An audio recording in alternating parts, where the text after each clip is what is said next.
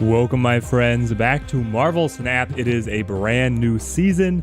We have been reset from our rank 200 that we attained yesterday down to 70, so we have a brand new climb for us to embark upon to be able to lock in. There's a beautiful Daredevil avatar and, the really juicy rewards in between. So today we are going to be climbing up to infinite. We're going to be rotating our decks quite a bit to be able to keep things nice and fresh. We have a whole set of things that are already built up for us. I think that we're going to just start with something that we were having success with at the end of the previous stream, the self-discard archetype. So let's hop in here. We already have, I'm going to try and keep the deck list set up above us, but we'll see how well that maintains throughout the entire stream. Let's get in here. I am expecting to face a lot of real people. I think that with the rank reset, it's going to push a lot of actual players, and with just the excitement around a new season, there's going to be way more people playing versus hitting bots over and over. So I'm hoping this is going to be some of the best condensed block of games that I've gotten to play. We have Atalan here. On turn 4, shuffle your hand into your deck. So we're going to get our hand recycled. I still don't want to play Blade. I don't want to discard anything here. I want to be able to set up Collector, set up Wong, and then drop the discard cards onto this key location. I would actually like Wong to be the one that holds Nidavellir, and the Collector can scale up Atalan. Unfortunately, we don't have anything that's too control-oriented to be able to hit them at Nidavellir. All right, we hit Apocalypse. The rare turn 3 pass? I think it is. I could have played Lady Sif, but I would really rather her be doubled by Wong. I don't know. That one could go either way. And then it recycles. So let's see what we're able to get.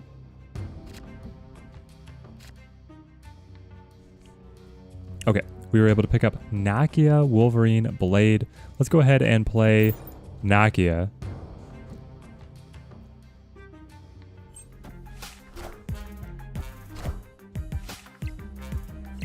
We're able to buff everything into hand, be able to undo the damage that the Scorpion did to us. And now we can play Dracula to Titan, play Blade to Nidavellir. I would honestly like it if he thinned out Wolverine a little bit for me. We'll see what we end up drawing into. Okay. We got in. Professor X is going to lock up Nidavellir for them. Makes us wish that we had played a little more there. Or what? Actually, we're pretty close. If we had gotten one more card in, we would have done fine. Now, we're going to be able to get a lot of points onto Dracula at the ending here. And we're going to be able to scale up the Collector a tiny bit. Let's go ahead and throw Scorpion over and then hope that the 18 points to Dracula is enough to be able to make it up. I don't really want to snap because they're probably going to be able to... Oh, you're going to play Claude and Nidavellir? You're already way ahead in Nidavellir, my friend. That's our first win. I love it. Starting the stream off right, guys.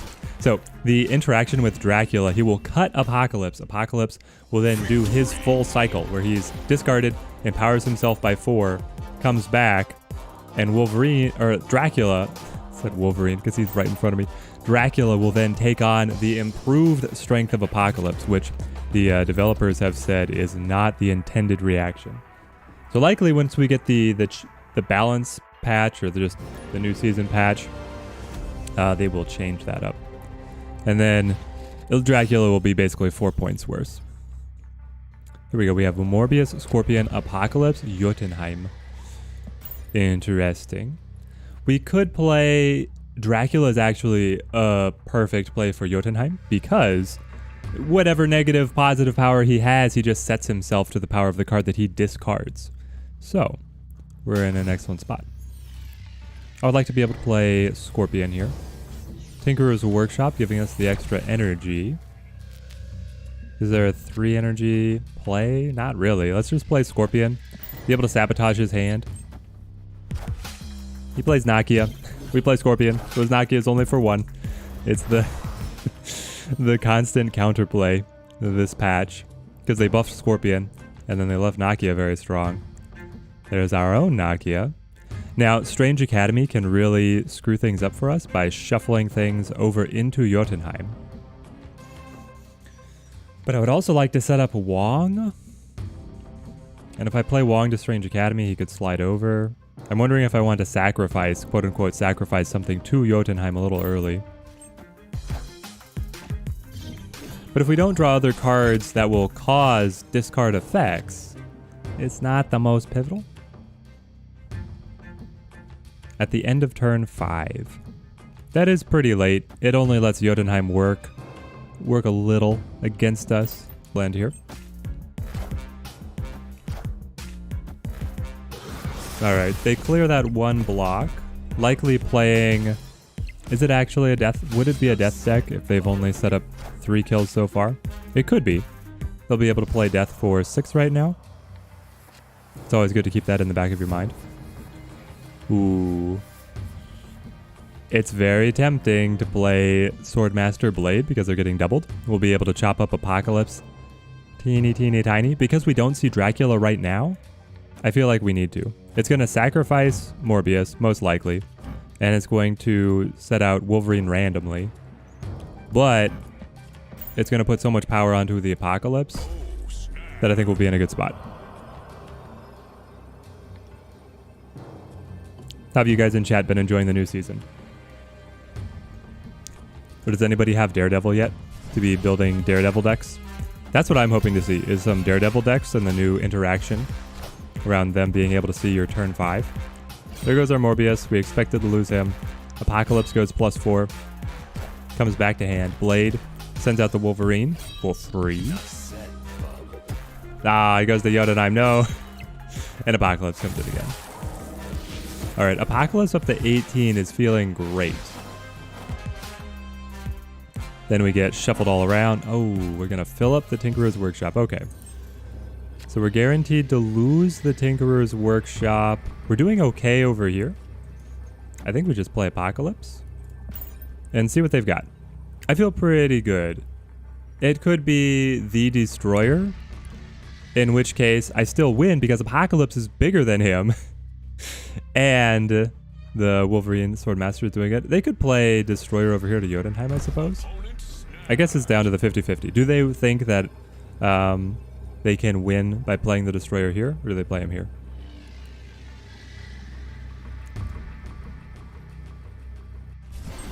Whoop. Here it is. The Destroyer. Wipes. Wait. It's not death, right? Oh, it's Sabretooth. No, I forgot he was coming in free. Oh, man. That's solid. All right. We drop down to rank 69, where the climb should begin, in my opinion. All right, let's run it back. Ah, the free Sabretooth. I don't see that very often. At least not on turn 6. It is quite good. Though it's interesting. I suppose, I don't know, his value, he only seemed good to me if you are playing Venom. I guess he gives a +2 to Carnage, which is what they used him for. That's not super exciting. So we have Collector, Scorpion. I would like to play Scorpion, I think. Let's just play him to New York. Not a huge difference, but I would like to be able to set up Wong to Avengers Compound, knowing that then I want to follow up on turn 5, playing to the location with Wong, or with no name. Okay. Well, because we have both Apocalypse and Swarm, our best engine cards, we really want to consolidate the hits on Wong and Blade. So we just pass here. Do I have Daredevil already? I do not. I am dedicated free to play. The store is not available in my region. How about you, Mark? Do you have Daredevil? I haven't even seen anybody else playing Daredevil yet. I was expecting him to be all over the place, the way Wave is. I guess some people might be waiting to see how good he is. He might also be a little bit, what would I say? There could be more free-to-play players than I expected. Okay, this is fantastic. Blade Sword Master is perfect. We'll be able to... Ooh. So... Wolverine... Yeah, he's part of the season pass. Wolverine, gosh. Could randomly hit bar with no name. Are we okay with that? Because otherwise I have to wait and play... Well, I have to play Wolverine here because of Avengers Compound. So that he doesn't get tagged. But then I could discard Swordmaster and ruin my next turn.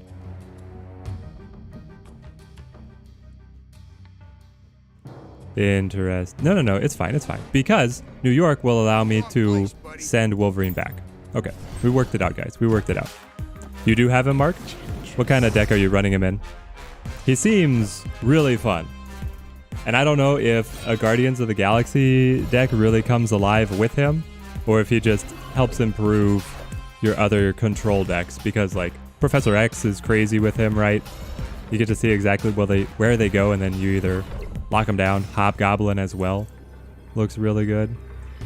So they got Enchantress to be able to disable Wong there, but we're still ahead. We're still handily ahead, and we hit Swarm over and over and over again. So we're in a good spot. We're going to play Apocalypse and then 2 Swarm. So we get +8 here, +6 here. Feels good to me. If they Heimdall, I still feel like our total power is going to be able to go up and over the top. And then if they don't Heimdall, anything else they play is going to be weak. Guardians, Professor X, Spider-Man deck. Ah, you got Spider-Man in there as well. Nice. Yeah, Spider-Man could smash as well. I was trying to run Spider-Man for a bit in my Hobgoblin deck, but the idea of playing turn 4 Spider-Man to guarantee space for Hobgoblin to sail over just ended up being too low tempo for me, so I've not played too much with Spider-Man. We're also going to have so many rewards, guys. We're going to do a ton of card upgrades and pack opens.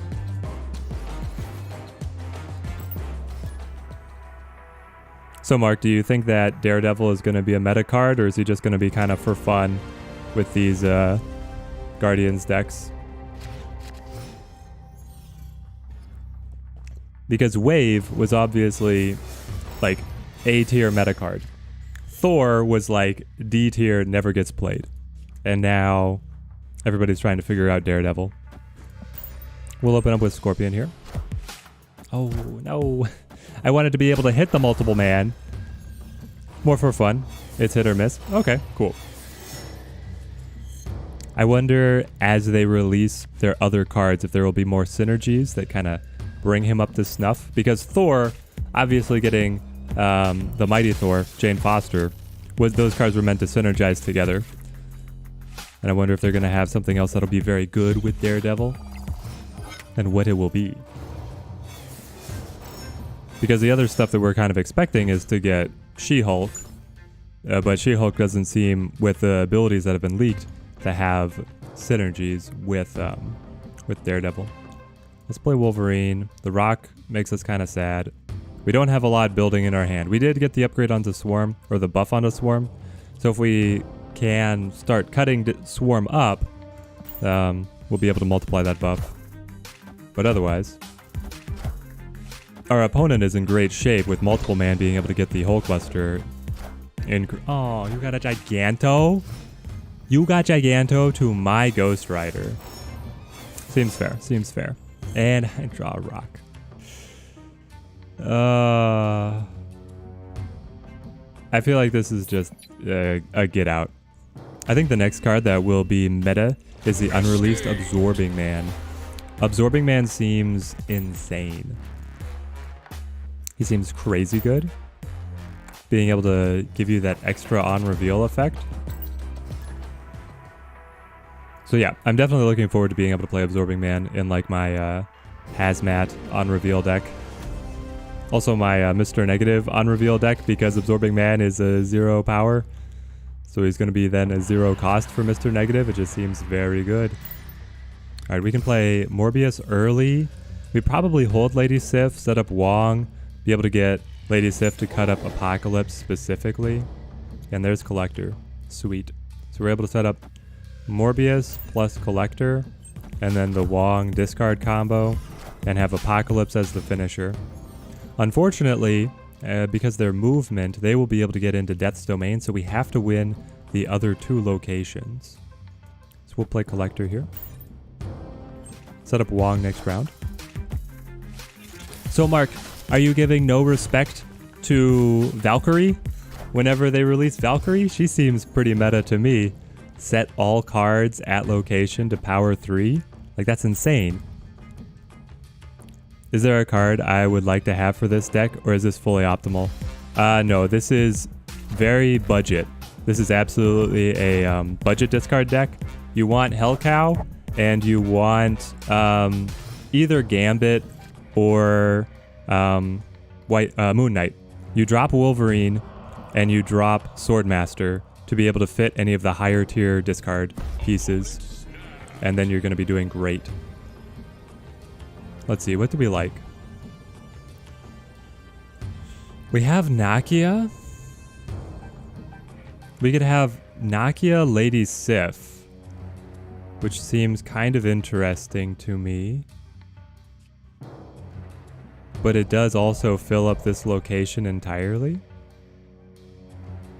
I guess I could play Nakia over here and then play Lady Sif. That gets the buffs. She cuts up Apocalypse. Then for the next turn, we play something like Dracula. We can throw anything we need to extra to Death's Domain to be able to get it destroyed to make sure Dracula will eat up the Apocalypse.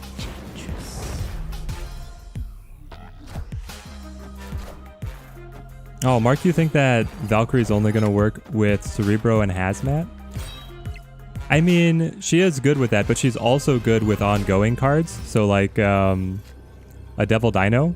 Devil Dino will suddenly become, you know, +3, and then on top of his ongoing effect on top of that, the same thing with like Mojo.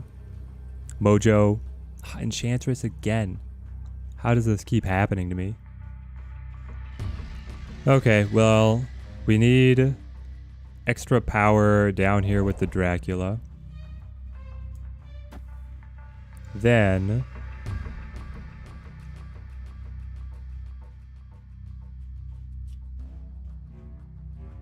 is it just Wolverine?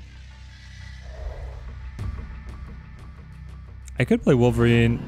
Hang on.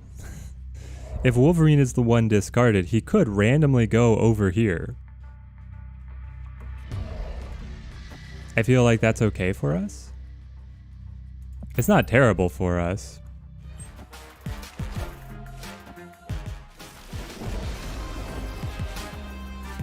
No Moon Knight or Hellcow for me, lol. The cash gods are brutal. It's the same thing for me, man. My self-discard set of cards, I love them, but they're not showing me any love. All right, so they did Heimdall. Oh, it's so close.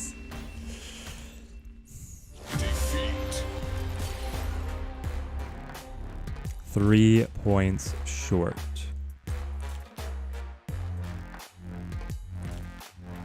Yeah, it's basically if we had been able to hit, well, no, the Heimdall did kind of lock us out there. Man, we're losing down to the movement deck. This hurts. Waiting for Dagger to complete your movement deck. Dagger is quite good. A lot of people favor Human Torch, but Human Torch can be destroyed by both Elektra and by Killmonger. So, Dagger is actually, like, arguably better depending on what you're hitting in the meta, which a lot of people are enjoying running, especially Killmonger. Elektra I don't see very often. Oh my gosh, guys. You gotta remind me, I have a full overlay for battle. That looks way better. Alright, Mr. Cheese, you're gonna go hit the climb. Good luck to you. May you snap in your own favor. I need to come up with a good way to wish people luck.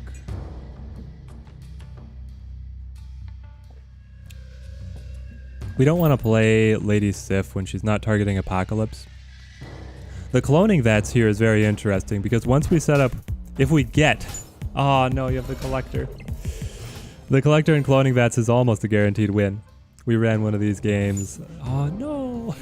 This card is usually fine for me, but I lose Dracula. Okay, there's Apocalypse. That's good. We will play Lady Sif. I'll just play multiples of Lady Sif to be able to get as much as I can on Apocalypse. I wish that I had Collector to be able to play the Cloning Vats and whatnot. You're already discarding Swarm, so our opponent's playing the same deck. He's just ahead of us. Yeah, Collector and Cloning Vats is BS. I mean, it is basically a guaranteed win if it's in your hand. It's in our deck, but it's not appearing to help us out right now. There he is. Okay. Can we now pilot this to a victory? Let's go ahead and play Wolverine while we can. Thin out our hand. Hand management is crucial, and we have the Apocalypse, who we want to be targeted with all the discard effects. So we play Collector. I would then like to play another Collector, and probably a third Collector. The Collectors collecting Collectors is the way to go. The little Russian nesting dolls. You guys seen those? The little eggs? Little egg dolls. Man, toys have come just a long way, guys. I remember being a kid and like going to grandma's, and that was like the coolest thing was to see the nesting dolls. All right, we'll play like so. This will give us another Collector and another Morbius to hand. Morbius is only going to be good if we get a couple other discard effects, but all this Gambit. Come on, hit Wolverine. Hit Wolverine. Do it. No. It hurts, guys. Well, this is a retreat. Interesting. They fit in Agent 13. Yeah. So their Collectors hit 18 strength already. He is almost an Infinite, and we retreat now. Escaped. Matryoshka dolls. Ah, that's what it's called.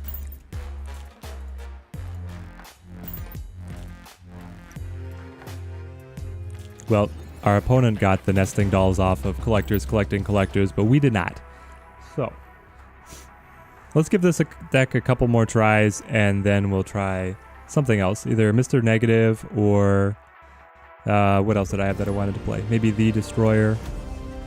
As kids, we'd collect G.I. Joe action figures. Yes, I love it. The good old G.I. Joe. It was always Legos for me.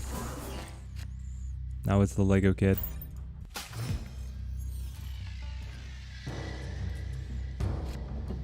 Then I became a teenager and it was all board games and video games. I still don't want to play Blade. Our turn 3 is really weird. It's like Sabretooth, which feels kind of dead. A lot of people playing Heimdall. I'm surprised. Normally I do not see this much Heimdall. But I'm okay with it. I love Heimdall. I love that he's got being shown some love. So do I want to play something that has no synergy with my deck, or do I want to play Morbius? Yeah, I want to play Morbius because I have Wong, Blade, Swordmaster. Yeah, of course.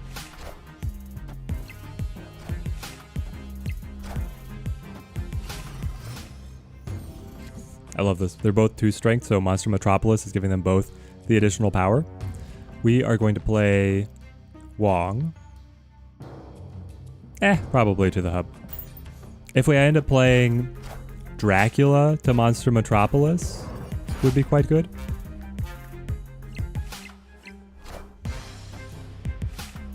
Because if he eats a large Apocalypse, then we're going to be able to get a burst of strength there. Do we play Blade or do we wait? We could probably play Blade. Be able to get a little bit of extra power. And then our next turn is Swordmaster Lady Sif. The thing is that you start to play the odds on the hand management. I don't really want him discarding twice, but I'm okay with you discarding once out of this hand. Let's see how this goes. Probably wanting to complete Season Pass quest. Moving cards is one of the quests. People are already on that Season Pass train.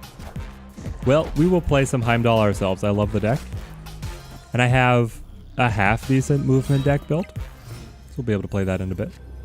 Okay, so we cut up the random Sabretooth. It's good to see that he's gone. This is the final turn. So we have to give it everything we've got. We're going...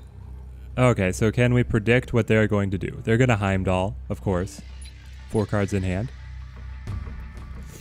We, meanwhile, are going to get 4 discards this turn. Hopefully thin down to being able to drop Apocalypse here. And if they Heimdall, they're not going to have much strength at Baxter Building. So I think we're okay. I don't think we need to retreat here. They're confident. Where does your confidence come from, Koji? Okay, you bring Nightcrawler over. You flip Cloak to be able to hold on to Baxter Building. Devil Dinosaur. Wow, you're going to play the random out of the hub. So, we're going to win here, and now it's all a matter of, is Apocalypse going to be large enough?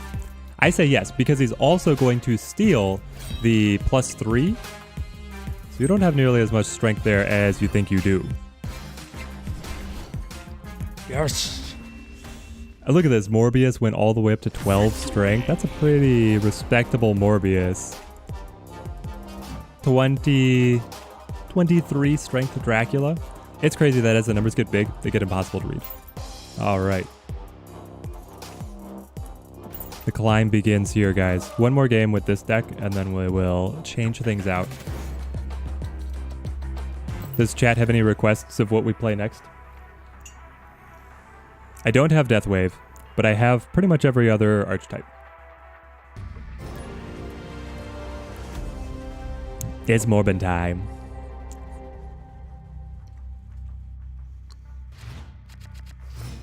Wolverine Collector Wong. It's a good start. Well, Superflow makes it feel even better. This deck, because of how expensive Swordmaster is, it does feel tight on how well you're able to actually play out your entire hand. Because I'm using Wong and Dracula, things just start feeling expensive. So, Superflow is going to help us tremendously. And let me tell you, Onslaught Citadel, we will just snap with that because Wong on Onslaught Citadel is going to go insane. It's going to be psycho mode over here. Yeah, this is perfect. We have Swarm in hand and the Collector on board. Oh my gosh. Let's go. Xandar is great. I was going to say the only thing that would hold us back is if this became like Bar with no name or something crazy like that. Dracula is nice, but it really needs Apocalypse in hand to be great. We'll have to see if we draw into him.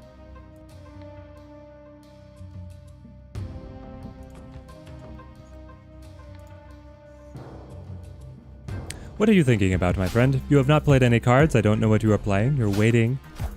You have Angela. Star-Lord. Okay. Sure.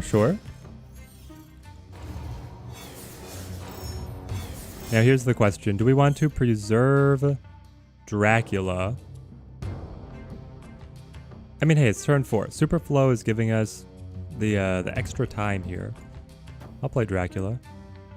And then I'll be up to, what, 6? So I can play Scorpion, Swordmaster. I can take his entire hand -2. I like the sound of that. I like it a lot. Mr. Sinister. Interesting. Armor. Okay, so are they playing a... What are they playing? They're just playing a hodgepodge deck? I don't understand what their goals are in the slightest. Lady Sif is pretty great. I think I would rather not lose her. Even though debuffing his hand sounds fun, he's probably going to be able to play out a couple of cards so they'll avoid the debuffs. So here we get 8 discards. We're going to have a handful of Swarm. We might be here a while, guys. Play Destroyer next? Alright, we'll play Destroyer.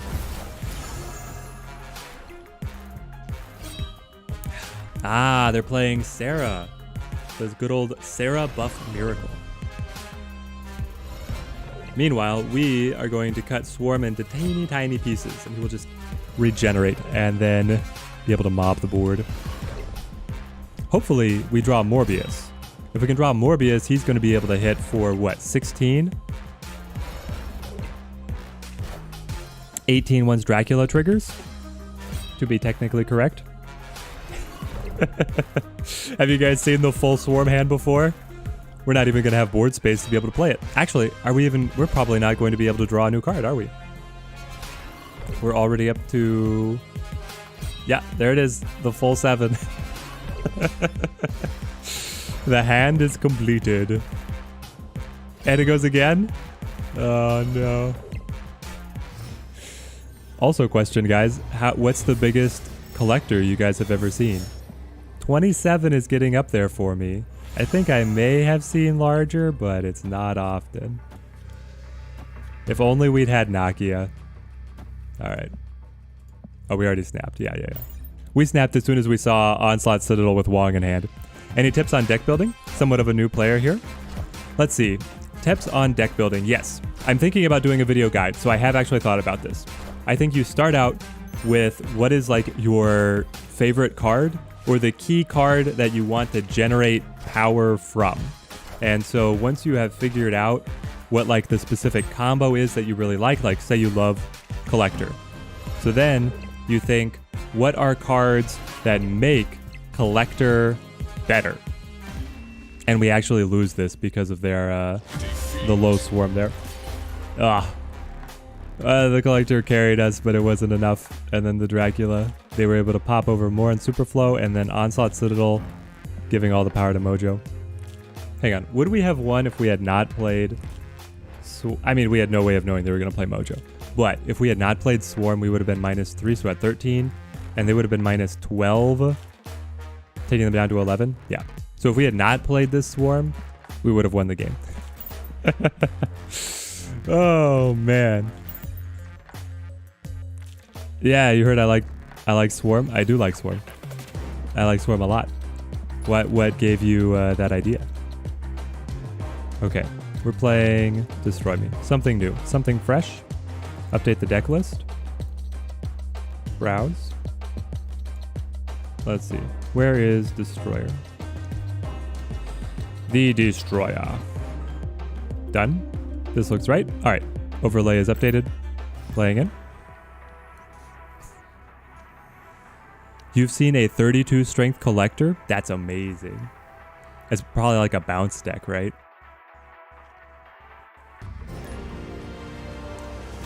Yeah, White Tiger and Odin is a very good starter deck. That's one of my favorites. I actually have a video guide about White Tiger Odin as what I think is the very first deck I think you should build. What's up, Simon? Hello, hello. The newly appointed mod from yesterday. Climbing in the new season has been fun, man. I have not played a single bot, which is amazing to me. We've been live for 33 minutes, and it's been all matches against real players, which is amazing. Mainly playing Odin with a bunch of on-reveal cards until you get more cards. That sounds like, it sounds like you're off to a great start. What do we like? They're playing Blade Wolverine. I guess this is actually the first bot that we've hit. As soon as I say I've not played any bots, I jinx it. I would like to be able to set up armor. We have Cosmo for a little bit of control. We have Warpath, so we'd like to have a lane open. And we have Green Goblin to sail over and ruin their plans. Tinkerer's Workshop lets us jump the energy curve to be able to play Warpath. Which we shall do.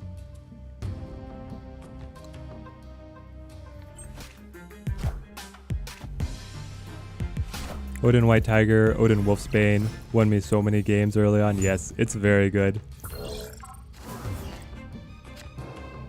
Well, I'm glad you enjoyed the video. I like being able to see that they're helping people on the early stages of the climb.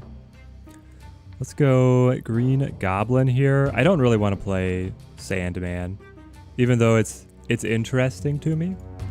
And I'm also not super interested in Cosmo.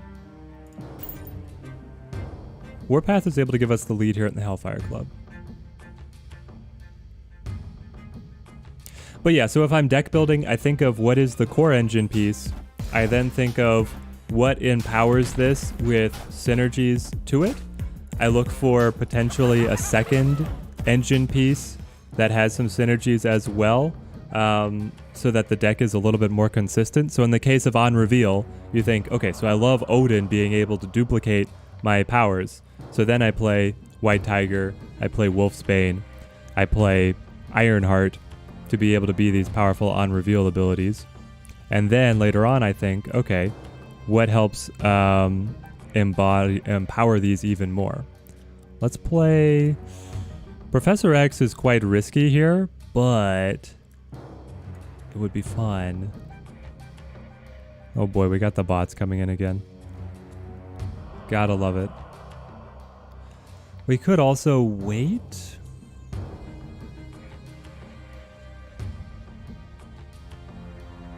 So are they on path to be able to get down to 0? They probably will be able to. Let's play Cosmo. And then a little bit of extra strength. I don't care about switching the location. I just want some extra power to play Iron Man and take the win.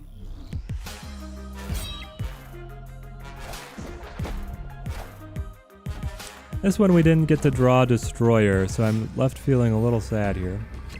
Opponent snapped. Interesting. It was so close. We got Bucky Carnage on the last moment. They only have one card in hand, so they will be able to score Strong Guy. This would be able to win this location, but then we're short everywhere else. Alright, we'll back out. Back out and come back in. Escaped.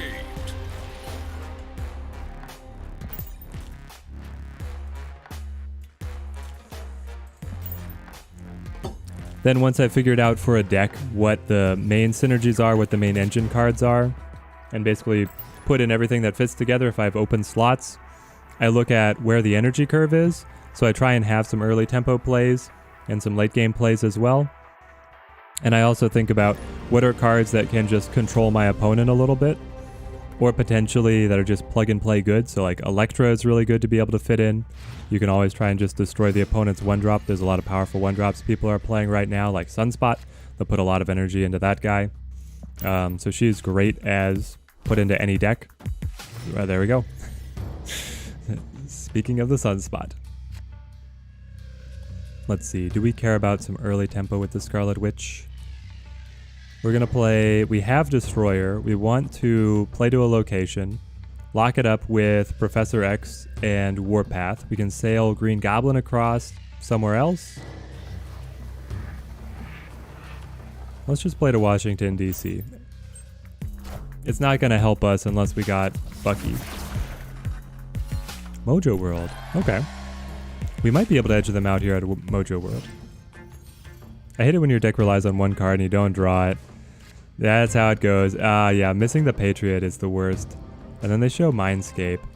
So that means that they're actually going to be the ones who get Destroyer, which is hilarious to me because he will wipe their board, not be able to give them any benefit. They're going to play Electro, so they get +1 max energy, but then they can only play one card per turn. Ooh, we got A-Bomb. I like this. Oh, they got the Red Skull. Okay. I think Abomination could arguably be better. We'll see. Let's play Warpath and see how this goes. You made a deck recently, named it Jubilee, and then you didn't pull her for 4 games in a row. Well, when you named it Jubilee, you were just asking for it, weren't you, Simon? But that is always how it goes, man. It's crazy that way. Alright, turn 5. I mean, this is really cheeky, but I love it. Are they going to play 3 cards to Mojo? Are they going to drop all their power to Mojo World? They just got Giganto on Mindscape, and they have X-Mansion here. So they probably are looking to Mojo World. But I still want to do it. Yes, we got it. Okay. Oh, you're going to move. Okay. You're going to tone Warpath down a little bit there. Sure. Then you're going to give me your whole deck.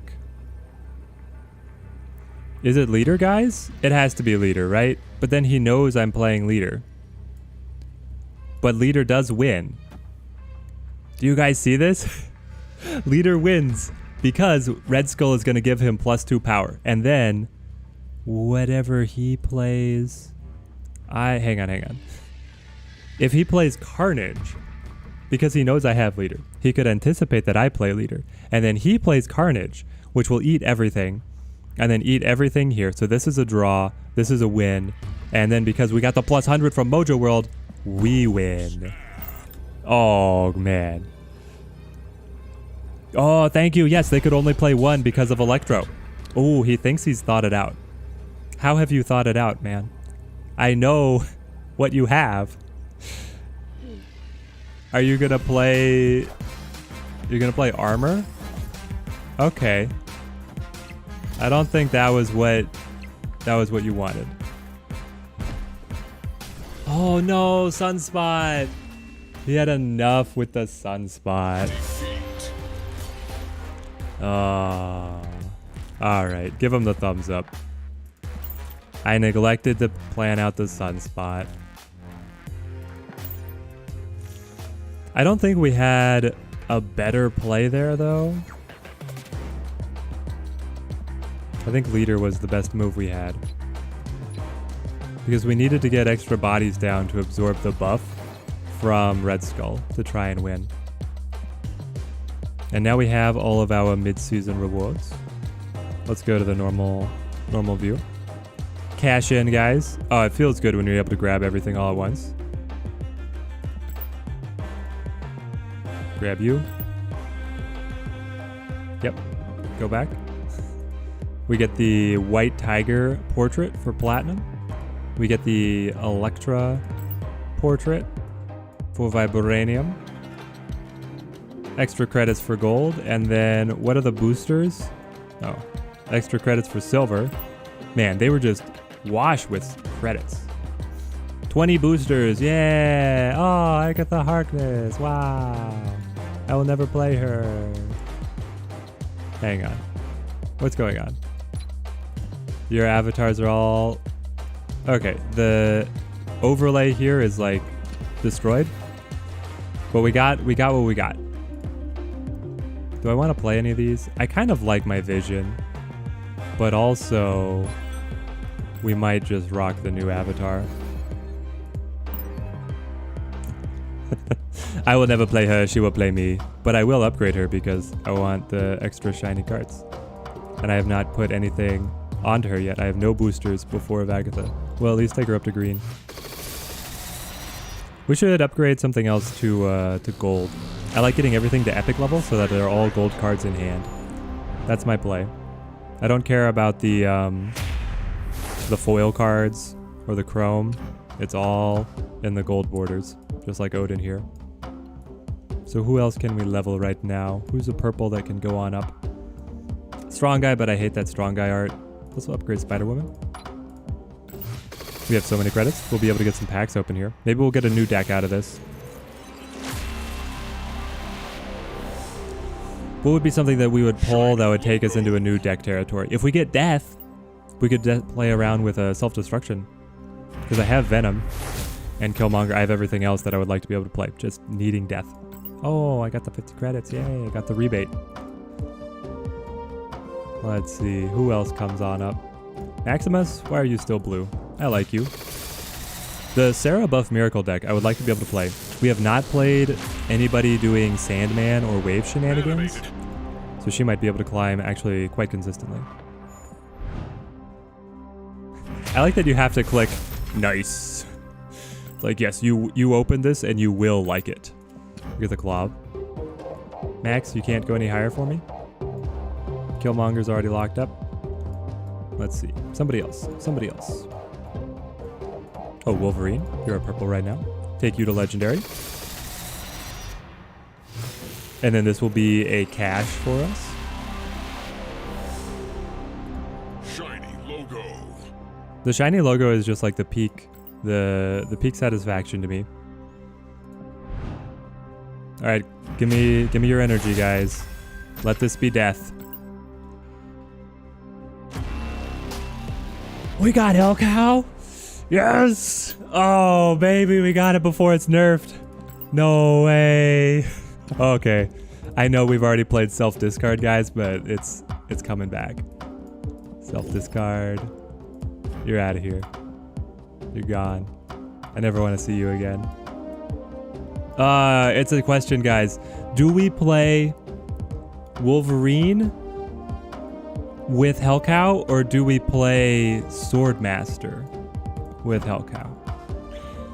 Let's try it both ways. Let's try it both ways. Okay, so backed up. Hang on. We gotta update the deck list now. We got the new piece. Self discard. Snip me. New snip. Ta-da. Save that for the overlay. And then go to my catalog of deck lists. What are we calling this? Self discard, right? Wong discard. Save. Yes. Minimize. Deck list. Browse. Wong discard. Open. Done. There we go.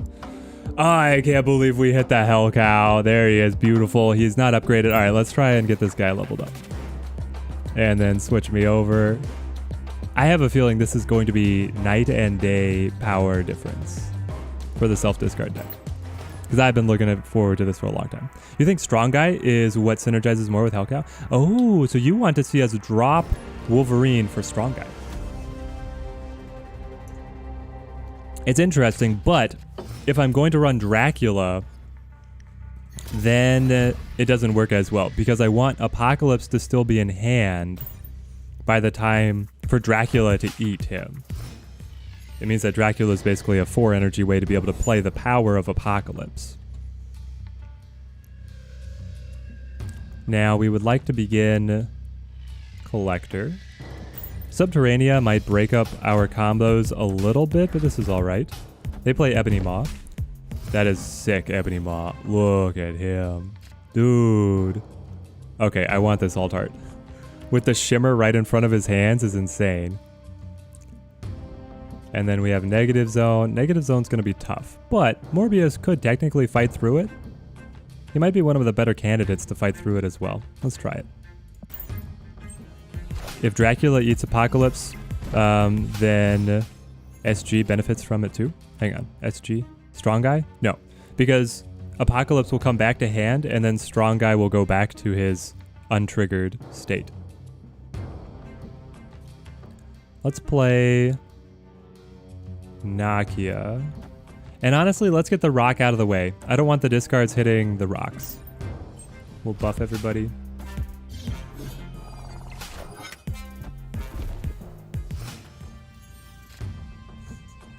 Spend 525 pesos every end of the month to be able to get the Hellcow. Yep. Oh, we hit another rock. Are you kidding me? But here it is. Snap. All right, so let's see. It's going to be plus 12 on Apocalypse. He's going to be at 22. And then Morbius and the Collector are going to run up. I mean, this, for drawing 2 rocks and not getting Wong, feels pretty good. Yes, Apocalypse still returns after Dracula eats him.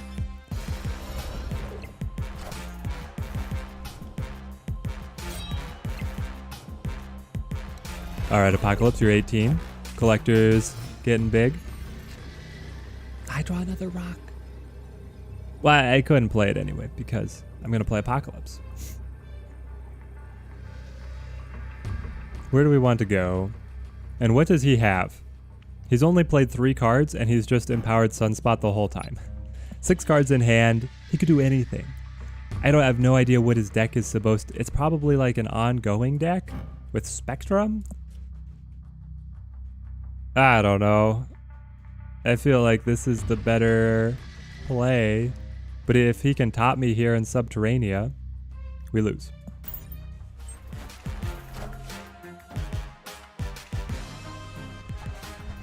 Philippines peso. Hang on. So am I pronouncing it wrong?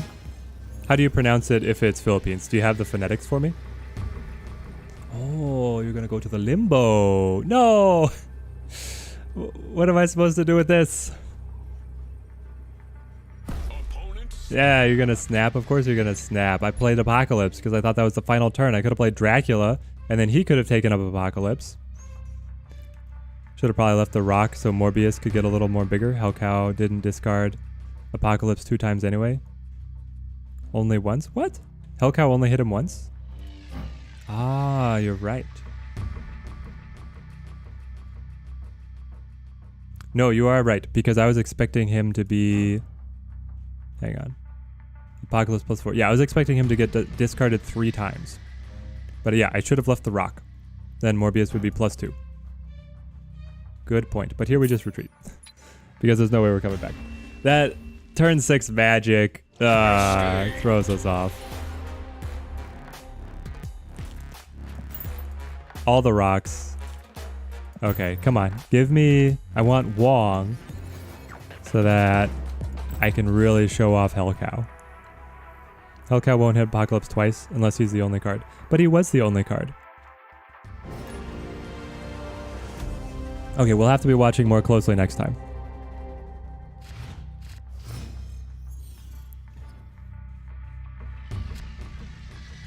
Okay, so we have Asgard. That will give us extra draw. We don't necessarily care about extra draw with this deck. We like to be able to manage our hand down to curate it so that the discard cards hit the specific engine cards we want. That being said, we might fight them for it a little bit. We got Swarm, so we have one of our engine cards, which is actually the best one for Collector. I feel like we're in a good spot. They've got Sunspot. Shadowland comes out.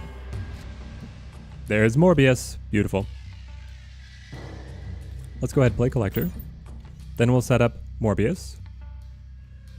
And then we're hoping to draw into Wong to be able to trigger Hellcow 4 times. You're waiting on Mystique. She's the only one I want that you don't have. Yeah, Mystique seems so good. Like, really, really good. Oh, man. I would love to have Mystique as that force multiplier for some of my decks. I think we want to play Nakia. Yeah, Nakia here's a no-brainer because she's going to be able to buff Swarm. That's the big thing. Wong and Mystique are top of the wish list right now. They could do things to just absolutely break the game. Last card, Mysterio, just is Arrow. Arrow could be fun, but you need like Kingpin and stuff. Okay, so here we play... Ooh, turn 5, they're going to be more expensive. No! That starts to break up my combo. But I still should be able to play both Hellcow and Blade. Yeah, because it'll be 3 cost and then it'll be 2 cost. This is okay. Hang on. You have 2 cards in hand? Okay, we only had 2 cards with Scorpion, but this is alright. They were able to score Ant-Man. And then they're going to... They rushed for the extra draw out of the deck. Unfortunately, they couldn't get the draw, and then we hit on the Scorpion, but this is okay. This is okay. Ah, Lady Sif. Perfect.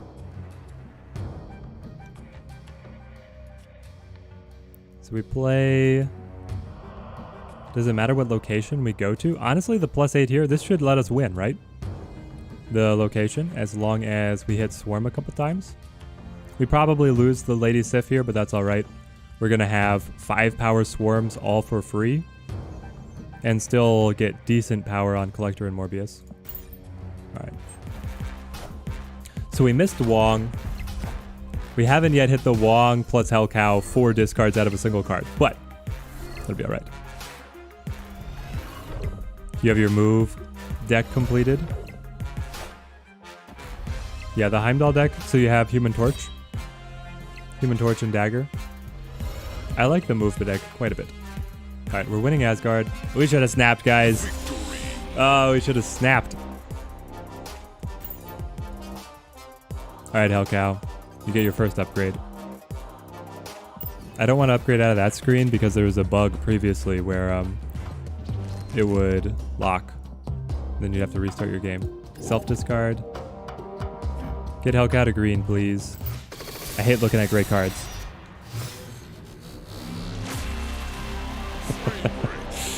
Guys, Marvel has done some weird things, right? Like, also, here's my hot take. Hellcow and Devil Dinosaur should be the duo, not Devil Dinosaur and Moon Girl.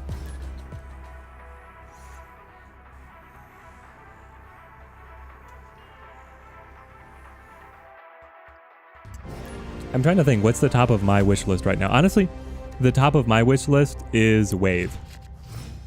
Once they get Wave into Pool 3, she's the main one that I want to be able to collect. Because I feel like, what's inside the mystery box? Nothing was inside the mystery box. It was a error, is what they said. I think we go... do we go Nakia? It's probably... Hang on. With Elysium, the whole power curve gets weird because I could play Collector, and the next turn I could play Wong, and then I could play Nakia with getting +4 to everybody. So I think I do something a little bit off energy curve. Don't consider it wish list until I know it's in Pool 3, but yeah, Wave for sure. So yeah, they've confirmed Wave will be in Pool 3 in the next patch. As of the next patch. So, oh my gosh. We have Wong plus Hellcow plus Kamartaj, guys. Discard much? Discard much? You want Psylocke and Magic? Yes. Psylocke is so much fun. Oh, you got Magic? Sweet. Yeah, this is a snap. Yeah, Jane Foster is coming in free too. Okay, so we play Nakia. And that buffs everybody. And then... well, we want all the buffs first. We're just playing this for the buffs. We're going to be able to get +8 to all of our cards here. Just casual. No! You're going to take my Wong? Okay, I see how it's going to be. We still get 2 triggers, which is good, but it's not the guaranteed win that it was before. But now we're going to play a 10-point Hellcow plus 8-point Lady Sif plus Blade. 7-point Blade, 3-point Wolverine. And we're going to watch Apocalypse interaction with Hellcow very carefully. I think that Hellcow is going to brick a little bit against Apocalypse here if it does the same thing that it did in the previous game. But I want to make sure. I have no experience with Hellcow. So it discards it once. And then it buffs Collector. It discards it twice. Okay, it seems like it's working. No! So Kamartaj should have gotten Hellcow to trigger 2 more times. Interesting, interesting. And then Lady Sif comes up Apocalypse again. I mean, it's still good for us, guys, right? Don't get me wrong. It's still really good for us. But we got half of what we expected out of Hellcow. What are these pools? Like how... I know there's pool 1, 2, and 3, but what are they? So the way that the pools work is every time you go to get a card out of the collector track, it draws from what they're calling a pool of cards. They have a series that are available to players between like ranks 1 and 200, and then ranks like 200 to 500, and then 500 plus is pool 3.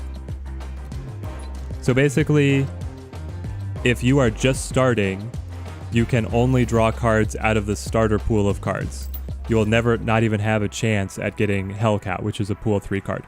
But then once you get into the higher pools, it gates off what you are randomly pulling from, if that makes sense. And you can go, there's really good sites online that will show you exactly what the breakdown is. Also, I'm trying in my tier list videos to be able to clearly label like what pool cards are from.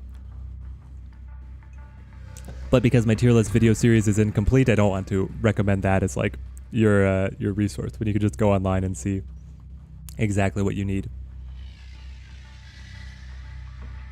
All right, we forced the opponent to retreat in the previous game. Felt really good. We got the Wong. The Wong, Kamartaj, Hellcow, Insanity. We'll play Do I want to play Morbius? Or do I want to play Scorpion?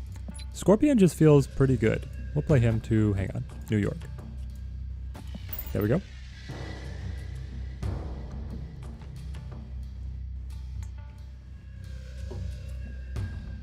I want Wong at Avengers Compound so that on turn 5, we follow up all our cards right there.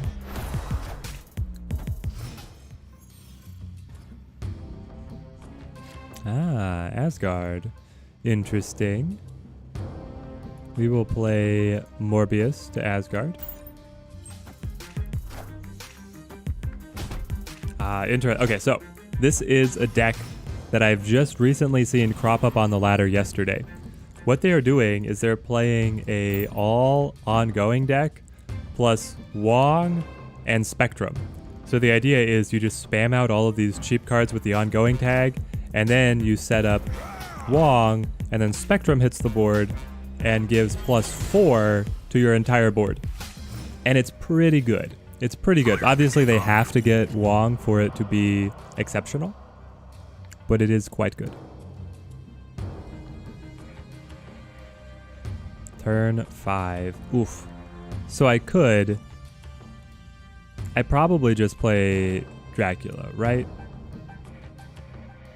And then we play Hellcow Blade plus whatever on turn 6. Dracula will eat Apocalypse and be great. The thing is, it takes away a lot of our flexibility in what we play, because I could play Hellcow Blade now, and it will cut up all these guys, and then on my final turn, I can play the Free Swarms and the Apocalypse to wherever. Oh, but New York. New York would let me move Dracula. Okay, I've changed my mind. My mind has been changed. You prefer the 3/3 Scorpion?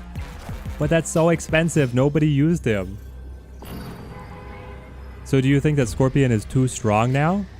You think they overbuffed?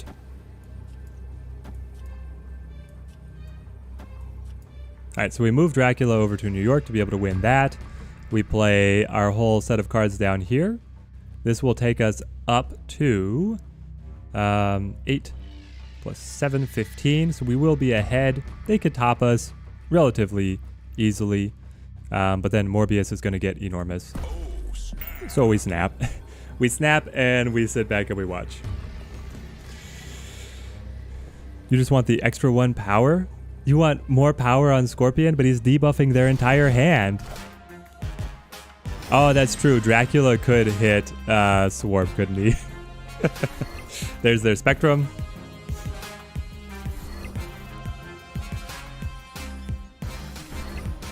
All right, let's see how big Morbius gets. I think Morbius is going to be able to carry us in.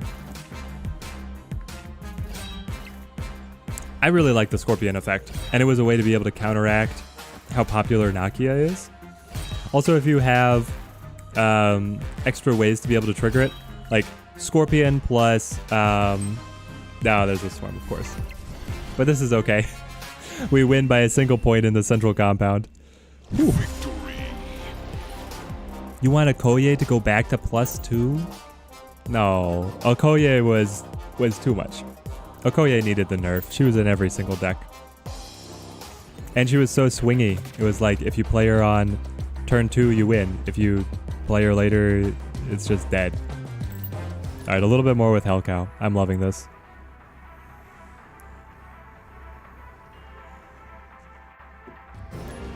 Snacks. Let's see how this goes.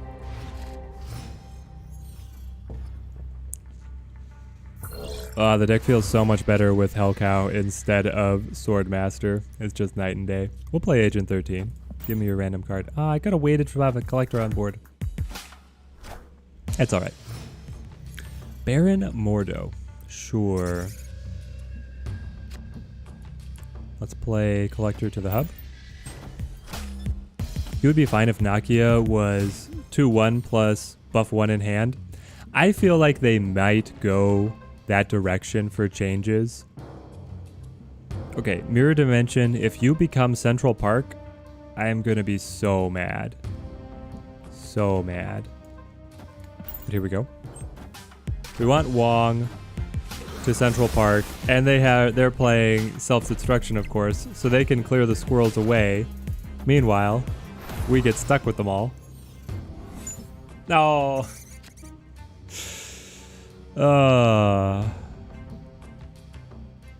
So it's like Wong, Hellcow to thin the hand, and then what? Just play Apocalypse at the end of Central Park? It feels like it feels like a retreat, getting stuck with 2 squirrels everywhere.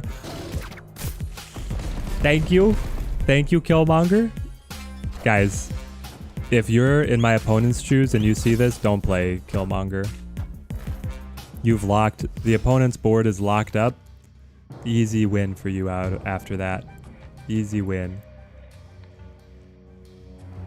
Okay, let's see here. Let's play Hellcow. Is it Hellcow Blade to then be able to play all the free swarms plus an Apocalypse? Or is it Dracula Blade and just hope that it doesn't hit Hellcow?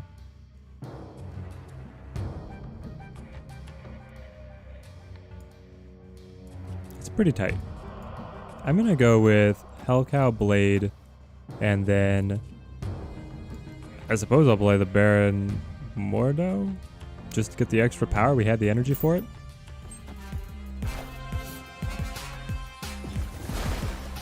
Two energy, 2 power, and Daredevil is cheating. Daredevil seems interesting though. Do you think that Daredevil is actually too strong? Squirrels are the strongest cards when they keep you from being able to play anything, yes. Alright, they played Wave. That's going to be quite interesting if they prevent us from being able to play our free cards, what should be our free cards. For a Patriot main, this field is a blast. That's a good point. If you were playing Patriot and you saw Central Park, you're celebrating, right? You can easily get like 10 plus point squirrels and they're crazy. Yeah, they're gonna have a 0 cost death here after the wave. So they get death for free plus some other 6-drop. But we get a board full of swarm and Dracula survived, guys. Did you see this? Did you guys see this? Dracula's alive. That's amazing. So it's Oh, no. But wave. Yes. But wave. Well, we basically have to play Apocalypse here, right? Are we confident in this? We're fairly confident. We're ahead by significant margins. I'll snap. The most patriotic of squirrels. Rocket, Gamora, Star-Lord, Drax with Daredevil is cheating. The full Guardians deck. There we go. Apocalypse is too big, guys. 18 strength Apocalypse versus the free death and America Chavez. It couldn't top our infinite level of collector. Man, this is so much fun. Yes, the Star Spangled Squirrels, the true heroes. Hey, there's a comic arc, right, where Squirrel Girl defeats Thanos. Like, I don't know how serious they ever meant that to be, but it happened. It makes no sense that Wave makes a discard Swarm 4 mana, but Death becomes 0. Exactly. Swarm, well, it's like what card text takes priority? Because, well, Swarm makes himself 0 cost, but then Wave makes him 4 cost. So who is... I guess that makes sense why Wave would bring it up, but it does hurt. By talking his ear off? Is that what happened? Alright, District X. Sure. So now we're just playing rando cards. Let's play Scorpion up against them. This is only the second bot we have faced as an opponent. So I've actually been very much enjoying the climb. Ah, Dagger, yeah. I'm sure I'll be able to use Dagger. I could play Morbius Blade and just hope that I don't discard Giganto? Is that what it is? I would love to discard Dagger. But I don't know. Yeah, there we go. We weren't going to use her anyway. She convinced him to be a pacifist. Ah. The power of diplomacy, I suppose. We'll play Angela. I wish that we'd gotten Angela a little earlier. These District X cards not doing great for us. Clear for takeoff.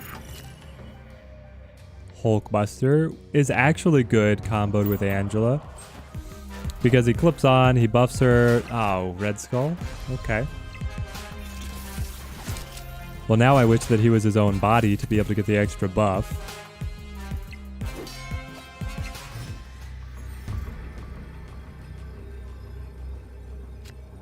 Swarm. We randomly got Swarm at the end as just like a little slap in the face. Do we just play Giganto, guys? It's probably just Giganto. I'm not going to snap because we're losing and we're only ahead by 4. And then we're able to make up the difference, but by 9? Well, if they play there, they only have to play a 6-point card to Monster Island to win. They play a 7-point card to Monster Island. There it is. Thanos also had a Thanos helicopter in the comics. The golden age of comics were weird. The Thanos helicopter. I might have to look this up.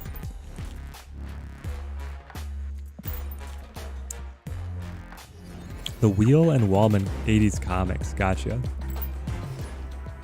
Back when it's rule of cool for absolutely everything.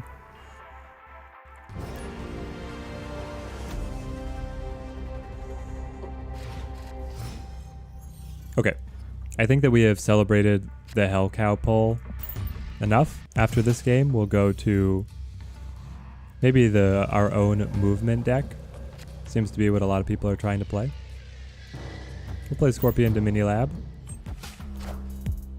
Dracula is great for Jotunheim because if he gets the negative power on the very final turn, he'll just set himself up to whatever he needs to be. Okay. This is really good for us. We will be able to play Hellcow and Blade. Hang on. After the final turn, discard a card from your hand. It has this power.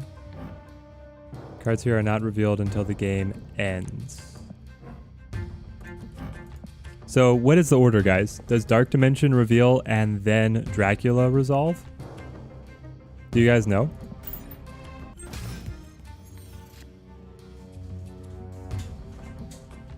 What do I think of Daredevil? I am very interested in Daredevil. I think that he looks quite good. I think that he's probably going to end up more in a control deck than a Guardians of the Galaxy deck. Because being able to see where your opponent is playing to then react with either Professor X or some other control card is the best way to go. But I am not going to be playing Daredevil. I am a designated free-to-play player at the moment. Dracula first, Dark Dimension, Invisible Woman is always last. Ah, so Dracula, interesting.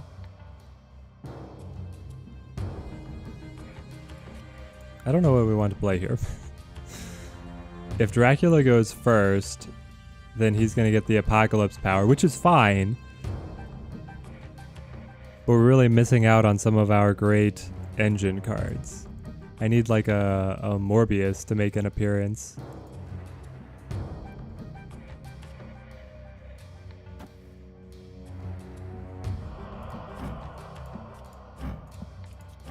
We have all of our discard pieces locked up by Dark Dimension. I would really like to draw into Collector or Morbius. That's what we need. Do we play? I think we'll just wait. I don't know how this one's going to go. Hobgoblin is also great for Daredevil. Yes, if you enjoy playing Hobgoblin, Daredevil makes it so much more secure. We're going to play Wong to Jotunheim. They've also filled up their Dark Dimension. We got the Collector. Ask and ye shall receive. So we play Collector. We play Wong just to be able to get him out of range of these others. And we see how we did. You really want to get Invisible Woman. Don't even know if I'll find a use for her, but she's so cool. She's got the mom power. Yeah, Invisible Woman seems really interesting. And she actually is great in the Hela deck. People are playing her with Hela to great effect. Okay, so Dark Dimension goes first, and then Dracula is last. So this will actually work out very well for us. We both basically had the same idea, but their Wong ended up not getting any benefit, and their America Chavez is going to get outscaled by our Collectors. So, we got it. Yeah, she's an essential card in the Hela deck, yeah. And the Hela deck looks very fun. Like, super, super fun. Oh, wait, was that the Dracula? Dracula just ate Swarm. That's enough for a win. Oh, man. Sunspot was a 0? How? Wait. Because of Scorpion. Yes. So we win with the 16-point Collector, the 3-point Dracula, and then the tie over here. That's crazy. But that worked out perfectly for us. And we get to take Hellcow up to blue. Man, it feels a little weird to me because I always try and keep my content like PG, but then if you have a card called Hellcow, you just say Hellcow. YouTube is going to be like, what's going on? 3D.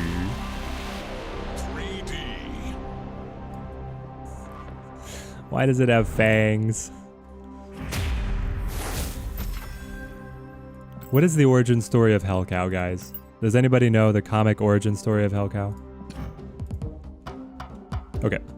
We have played a little bit of Destroyer, a lot of self-discard, so it's time for... Everybody else is trying to do this movement decks. Let's play Heimdall. Update my deck list. I have Heimdall V2. Open that up. Here's our list. Got that updated.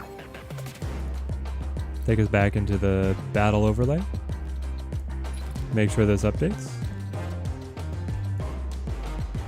Alpha. Wait. Did I miss it? There he is. He's in the gray. So we have a season pass mission revolving around moving cards. We're going to try and get that one going.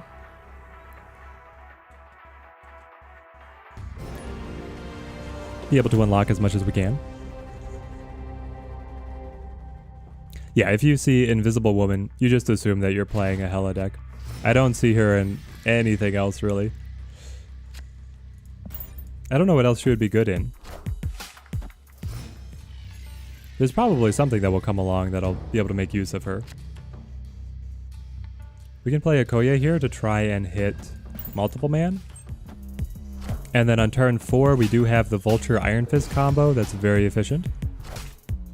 You played a move deck for a few games for the season mission, then stopped. Still can't pilot the move deck well. Brain overheats when you use it. Yeah, the move deck is very mentally taxing. I will give you that.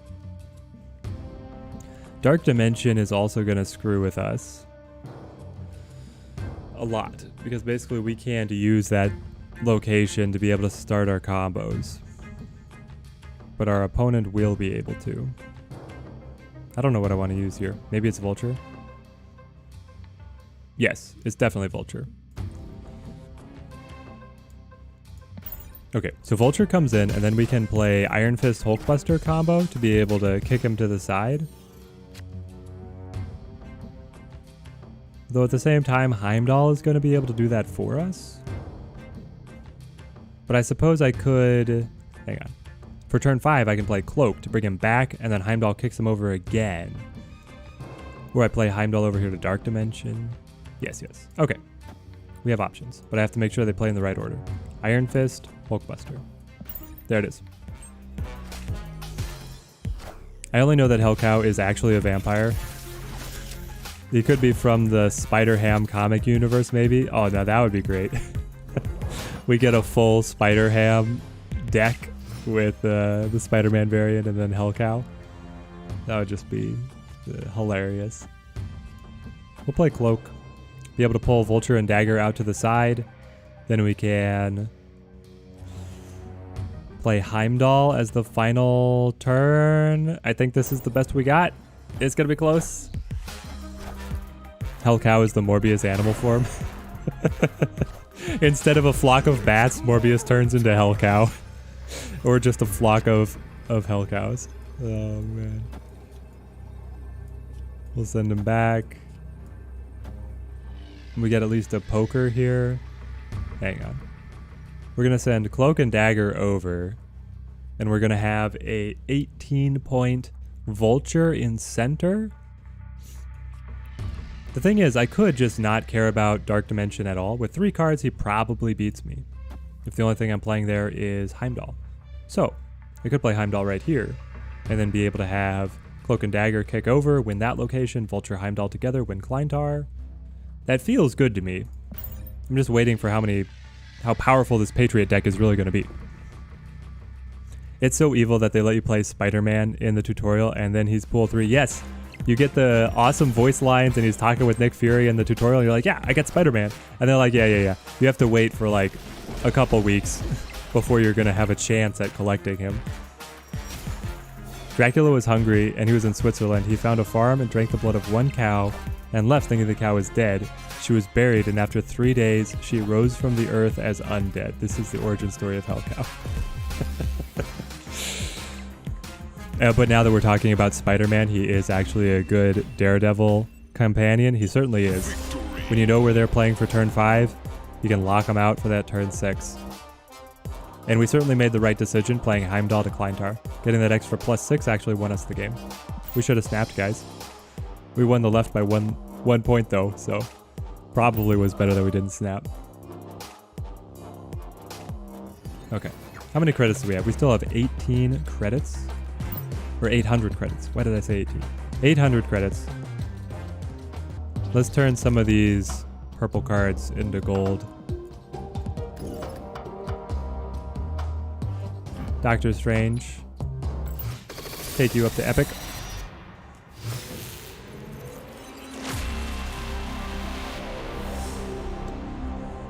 Legendary.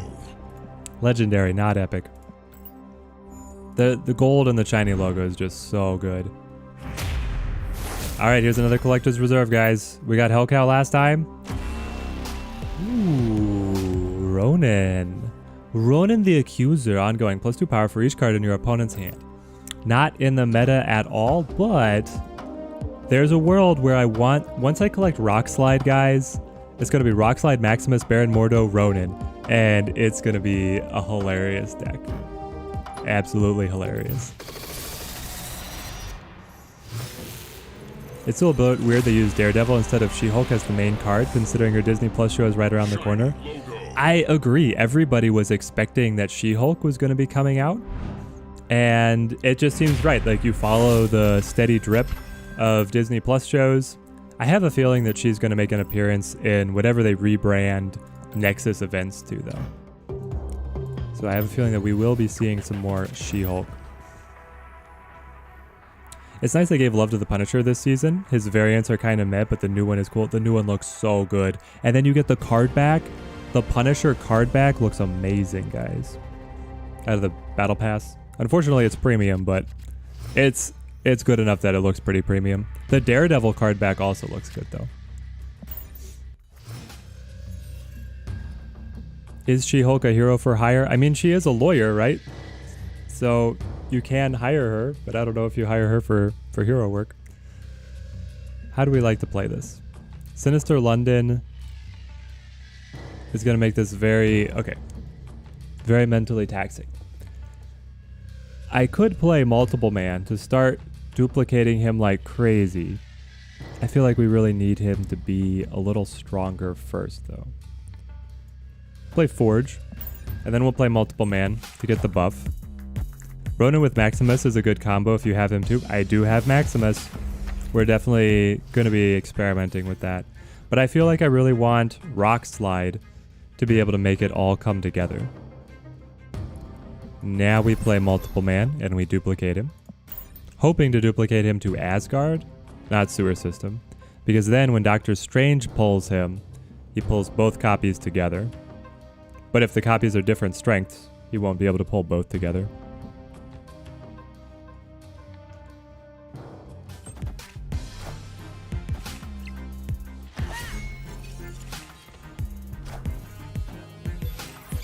Very cool variant. Yeah, the Punisher card bag looks sick. It looks so good. Oh, we hit the sewer system. And then I get Nakia. I want a Nakia already.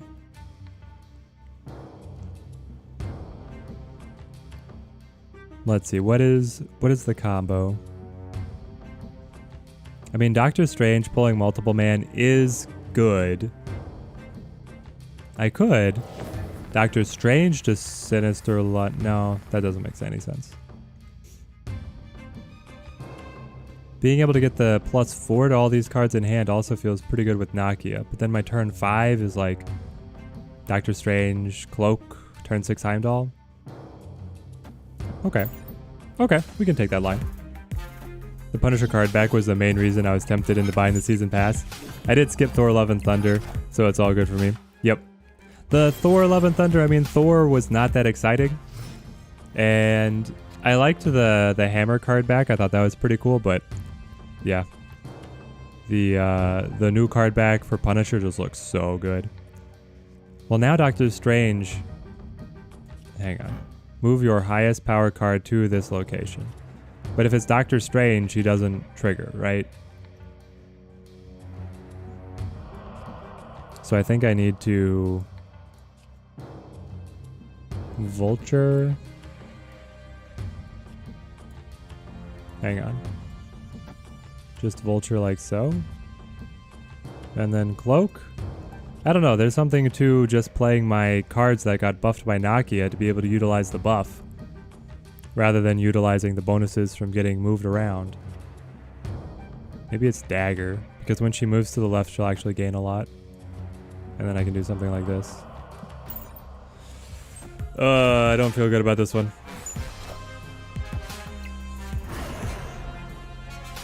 They play Iron Man. Iron Man duplicates. Thankfully to the sewer system, where he's at 0. Okay. Now, we can move somebody because of Cloak. Let's make it this Dagger. She'll be able to buff herself. We play the 12-point Heimdall, who's going to shift everyone, and then he's going to reappear somewhere and shift him again. I'm not confident enough to snap. Insecure. Insecurity with Heimdall. We will gain a lot of power out of Dagger. The multiple man at Sinister London will not be able to bounce back. The multiple man here at Sewer System will, so we'll get the extra 4 power there. Yep, so he's stuck. Dagger grabs the buffs. Multiple man stretches. And then Heimdall duplicates. So we get the plus 24 power there on the final play. They got a Devil Dino. Oh no, Devil Dino's too big. I was feeling like it was a win mark, but nope. They were able to top us. This Devil Dino Iron Man combo is crazy. Very close. Defeat. I don't know if there was a better line to take. We were thinking about a lot of different paths over there, but I think we took the best path forward. There it is. Move cards. 10 of 10. Grab this weekly challenge.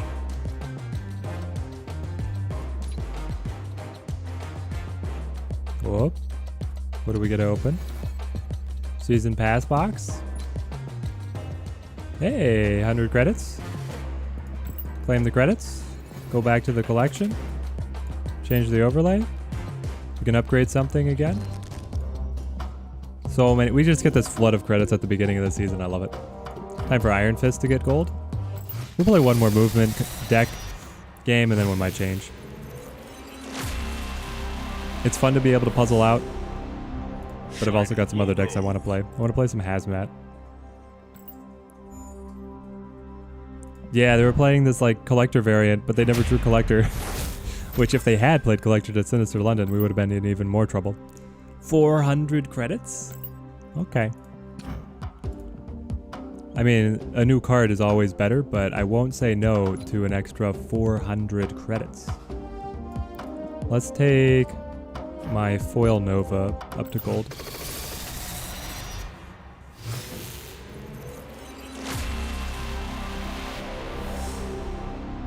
Shiny logo. Yeah. The old king.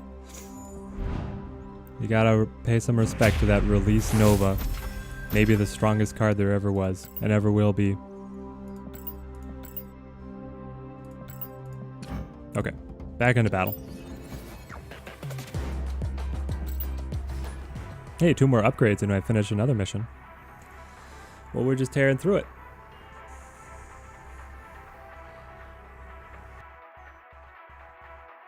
Elise, your name makes me suspect that you are a bot. Nova is still good, to be honest. He is. For a 1 cost, he still is good. He's just not the meta-defining godfather that he used to be.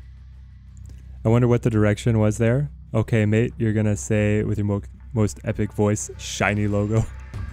Giving the acting notes to the guys, yep. What are we thinking will get nerfed and buffed in the next patch? Obviously Hellcow, yes. Obviously Hellcow. I think Sarah gets toned down a little bit. I think that Nakia might get adjusted. She's just appearing everywhere, which I don't think they want. Let's see. Who else is on my adjustment list? I feel like maybe some of the other self-discard synergies get toned down as well, like Gambit or Moon Knight can be pretty oppressive. It's just that not a lot of people have them right now. You play multiple mana to get the buff. This is piloting very straightforward. I like this game going up. Leech could be buffed. It'd be interesting if Leech gets buffed because Mr. Negative likes to run him, and if they buff, quote-unquote, buff Leech, they make it worse in Mr. Negative. But it could be the direction that they want to go. We go Hulkbuster here. This game, by the way, is turning out great for us, guys. Because then we'll also get the buff from Star Tower. It's so good if I could draw Heimdall. Nope, Vulture. That's okay. We'll go... Hang on. Vulture plus Cloak? Cloak to here so that I can stretch him. And I still hope to draw Heimdall, but... Magic is probably on the adjustment list as well. Best card in the game? You think Magic is the best card in the game? It is. It hurts when she comes in as the surprise turn 6, when your opponent has played all their juice, and then they're like, yeah, we're going to play yet another round, and I still have stuff in hand. All systems go. Okay, so their Stark Tower is huge, but this is okay. How is it that I have, like, nothing for Crimson Cosmos? I've not drawn anything to help. Well, we certainly come over, and then we'll be able to bounce back with the 11. I am 7 points down. I don't have a way to be able to make that up.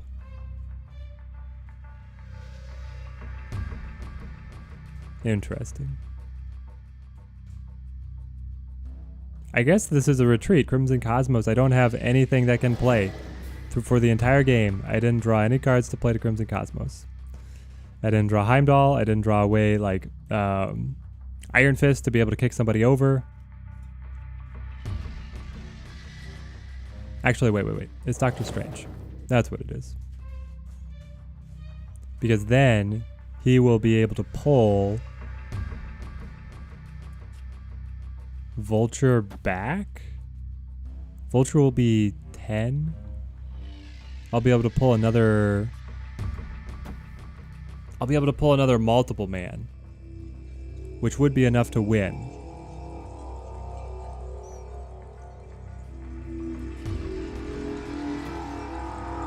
Yes. Okay, this is a weird one, but I think we got it. Magic is Agreement, the best card in the game. Wow.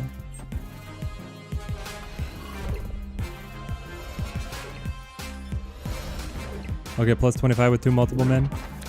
But he will pull, yes, he pulls multiple man because multiple man is bigger. And then we should be big enough because multiple man will bounce back and then Vulture will buff himself for the move. Oh, it was tight, guys. Oh, man. But yep, you guys saw it. This is why I can only play so many games of Heimdall movement at once. That, I think, is our last one. That was about the best that we were going to get. I've thought enough about the movement shenanigans. What would I say is the best card if not Magic? What do I think is better than Magic? I mean, Hellcow is better than Magic. Hellcow is just crazy. You pay 2 energy, get 6 power, and you discard 2 cards. That's insanity. I kind of want to play some Sarah Miracle. But Magic is quite powerful. I think that Mr. Negative... I don't know. I'm not going to say Mr. Negative is more powerful than Magic. Okay, hang on. I was going to pull up my Sarah Miracle. There you go. Hey, we get to play with some Maximus. Do you guys think if I'm playing Maximus, if I should run Ronin in this deck? I don't know. Yeah, movement's too draining for the brain. We played our movement games. We completed the mission. We're done now.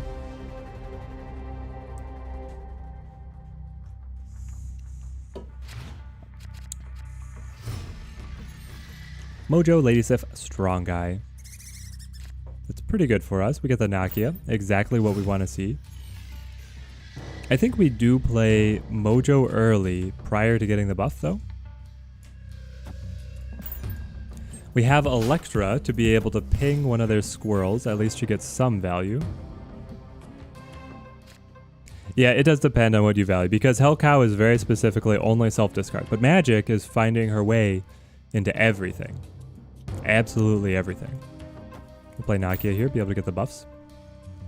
And I do agree, like, for cards that they're going to put balance changes towards, ones that are just fitting into every single deck should be changed. There shouldn't be cards that are an auto include, in my opinion. Jotenheim, I don't like it. We have Scarlet Witch to be able to turn it off, but we're gonna have to eat some losses in the meantime. Let's play, we haven't drawn Sarah, we haven't drawn Mysterio. What do we like?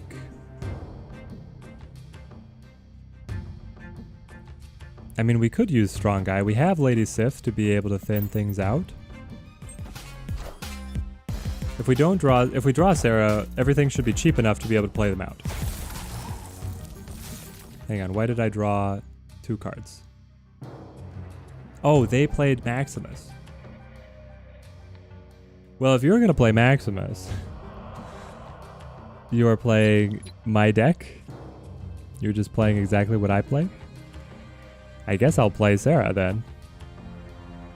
To be able to discount things.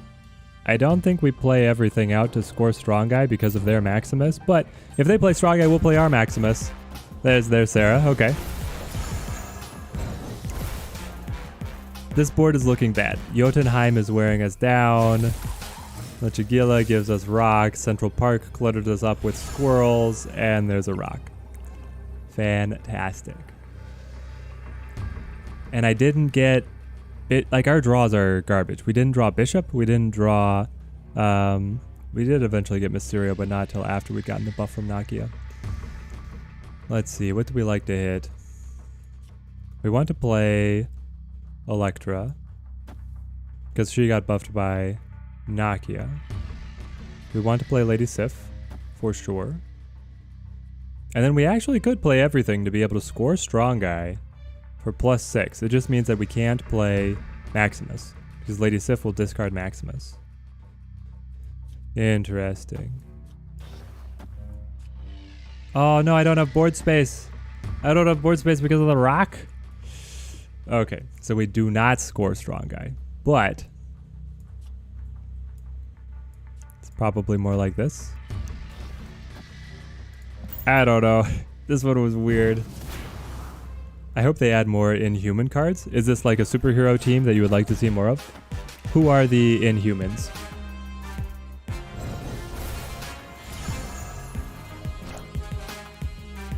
Oh, you're gonna play Magic. Sure, sure.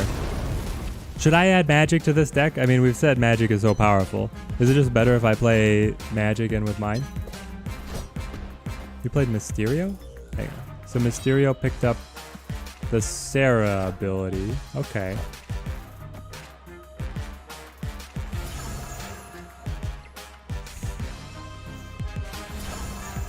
Scarlet Witch.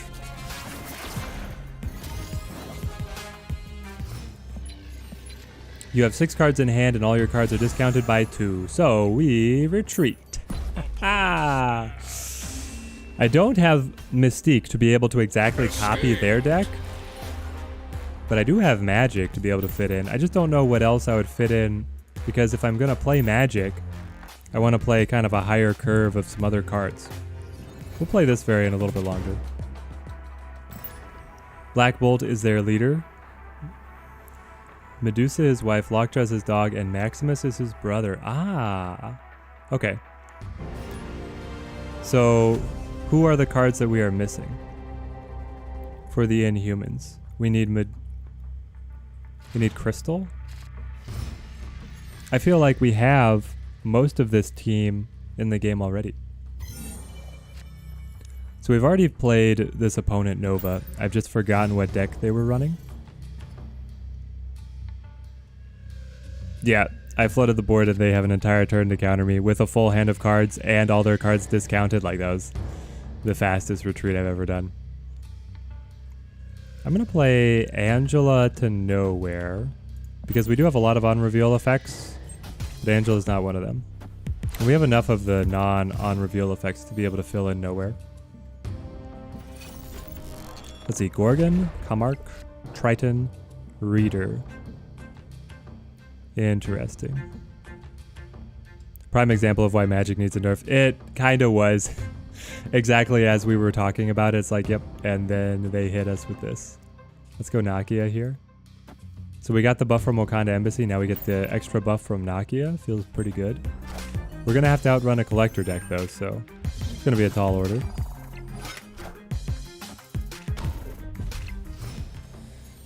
Do we have any mods still in chat, or do I need to make new mods to fight the bots?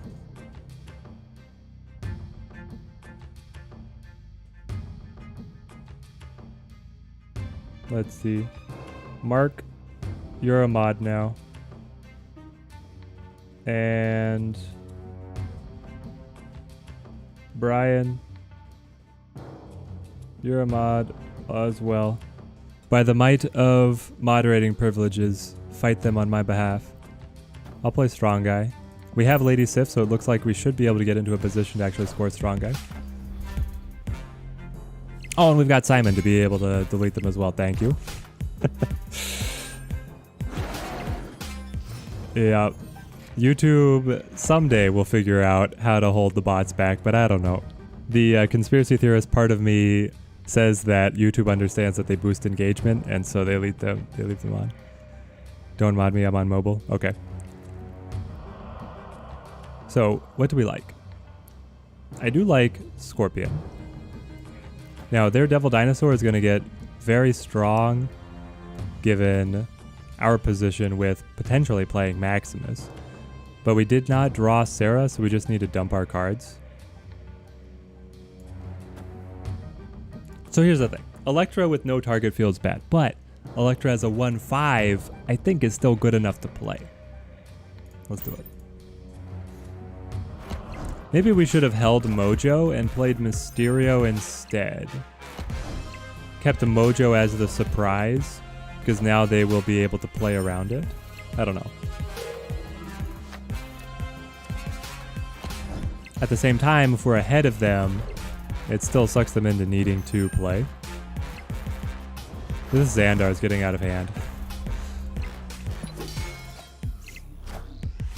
Maybe we need to go back to play Collector. I enjoy Collector quite a lot. Oh, but we got to hit the Mantis. Let's go, Electra coming through. Okay. The final turn. Do we make a push for Xandar? If they play a number of cards, Devil Dino might sink to a level where we do surpass them. We're doing pretty good over here. We can throw... Yeah, we throw like the real Mysterio, Lady Sif, and Scarlet Witch, and then we get the clone over here to fill in for Mojo in case they go there. What does Collector play as the finisher? What's their final turn? They could play a Moon Girl, they could play Sentinel. Oh, they just retreat. There we go. I guess the Collector did not have any finisher. Yeah, Moon Girl. Moon Girl would have been like the lock-in finisher.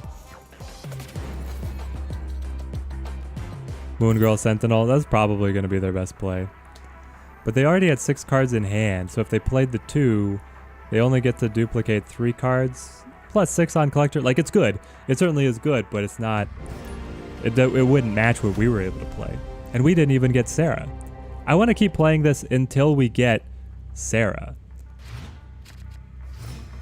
So far we haven't gotten like the classic Sarah Miracle game. But there's the Bishop, that helps us. Bishop helps us a lot.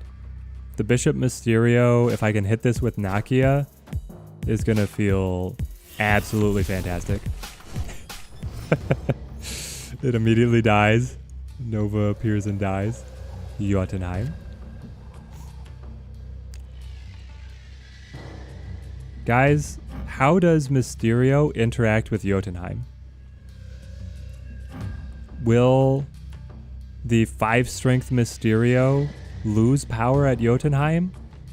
Or when he flips, will he just set to 5? I've never had to think about this.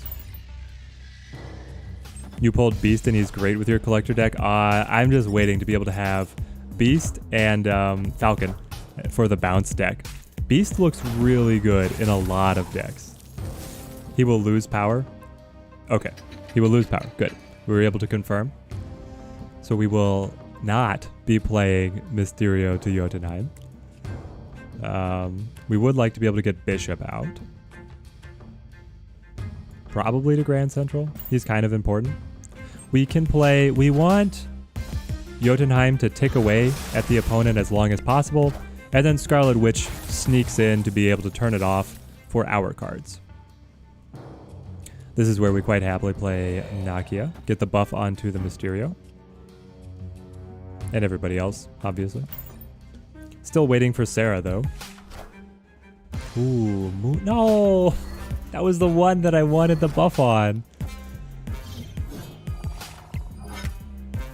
Alright. I see how it is, AI. You target my best cards. So we play Sarah. This gives us the discount. I can also Scarlet Witch Danger Room. That lasts as well for safe plays, indeed. It depends on what we're going to need and what gets pulled to Grand Central. There's the offhand chance that Scarlet Witch gets pulled to Grand Central. Alright. That's okay. We can... I mean... The opponent is pretty much finished in Danger Room, but they're 14 points up. 14 points is... 14 points I was going to say is too much, but when Electra can just kill something up here that's worth 4 points, 4 or 3 points, that's a pretty good swing. So she's a 5-point swing, and there's another 6. I would have to also play Strong Guy, and then if anything gets destroyed, I lose. But if I just play to Jotunheim, they can swing Vision over. That's still better for me, I think. I'm not going to be able to bait the bot into moving vision unnecessarily because the bots do cheat. Mark is right. The bots cheat. So I'm just going to have to hope that this is enough. I mean, Strong Guy is getting really big. Strong Guy is a 12. We played 19 strength here to Jotunheim. We'll lose 3. But we're in good shape. And they don't move vision. That's exactly what we needed.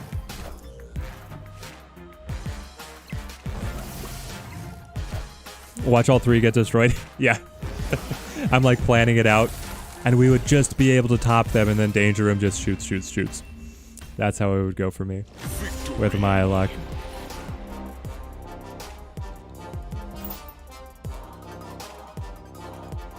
Yeah, and sometimes the bots are just idiots. That's how it goes.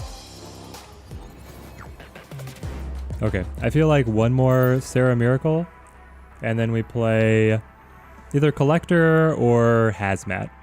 What do you guys like better, if we play my Collector deck or if we play a Hazmat deck?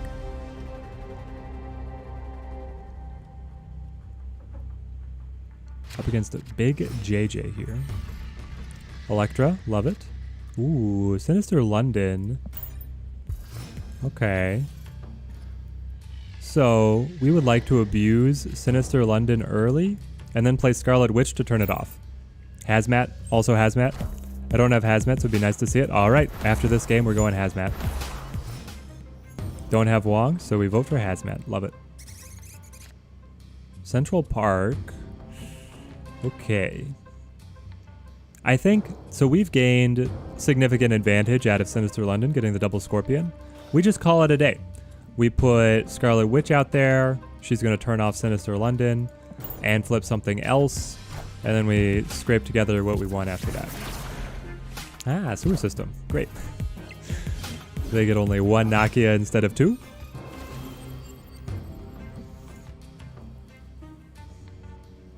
Do we play Nakia because of the benefit on Mysterio? Or is it Angela? Board space is very tight, but it is turn 4. So we have this turn, and then turn 5 and turn 6. I mean, I could play like Angela, Electra here.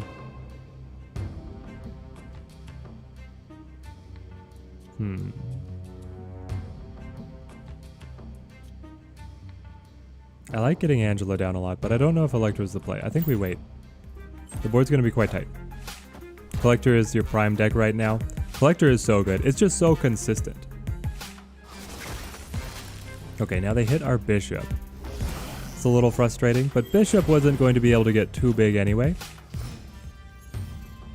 The board is getting very claustrophobic here.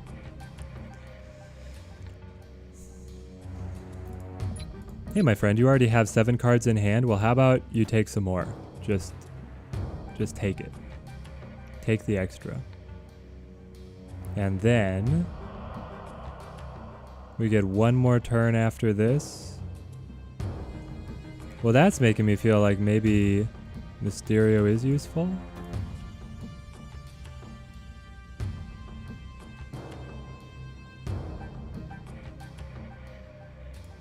I don't know. We'll see what we draw into. Having to play around all the squirrels is frustrating for a deck that can just naturally fill the entire board.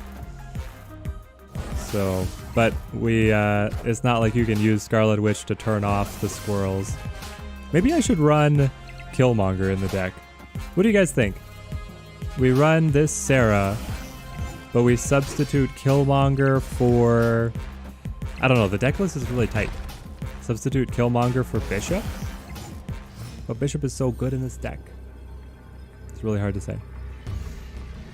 Well, they maxed out Central Park. They do have Sunspot to be able to get a little bit more going for them over there. But I'm not too worried about what it's going to be. And then I could do something weird like Bishop. I mean, Bishop or Strong Guy are each the exact same. And then it's Mysterio. Alright, this game... Electra for Killmonger, there it is. That's probably what it is. And then it's just that you get like Lost World, you get the little ninjas, you get squirrels. Being able to have Killmonger to clear them out, I feel like could work pretty well. I could try filtering words to lessen the bots. I should probably do that, but I don't want to do it while I'm on stream because it's going to take me forever to figure out. But I feel like, yeah, I can hit up some of these and be able to just ban the bots immediately. The only one to put in Killmonger is Nova. That would be interesting if we cut... Oh yeah, we lose this. Because they were able to just barely tie a sewer system. So hang on, I needed to switch. I needed to play Mysterio in place of Bishop. And then Bishop, if I just flipped those two over, we would have been able to win. Alright, Hazmat deck. Deck list, browse. Set up. Where are you? Here's my baby. This is one of my favorite decks, guys. I love it. But yeah, for the previous list, we could put in Killmonger and Nova. I feel like that would be really fun to try.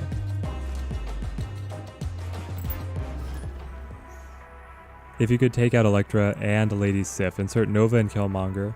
But Lady Sif helps you score Strong Guy, which I think is still pretty good. But it could be interesting because instead of the +6 on the one card, right? You're getting the Nova burst on everybody, which is pretty comparable. I definitely see where you're going. And because Strong Guy is hard to score if you don't pull Sarah, it might make the deck even more consistent. Okay, I love this opening for us. We can play Colossus to Danger Room. No, the TVA.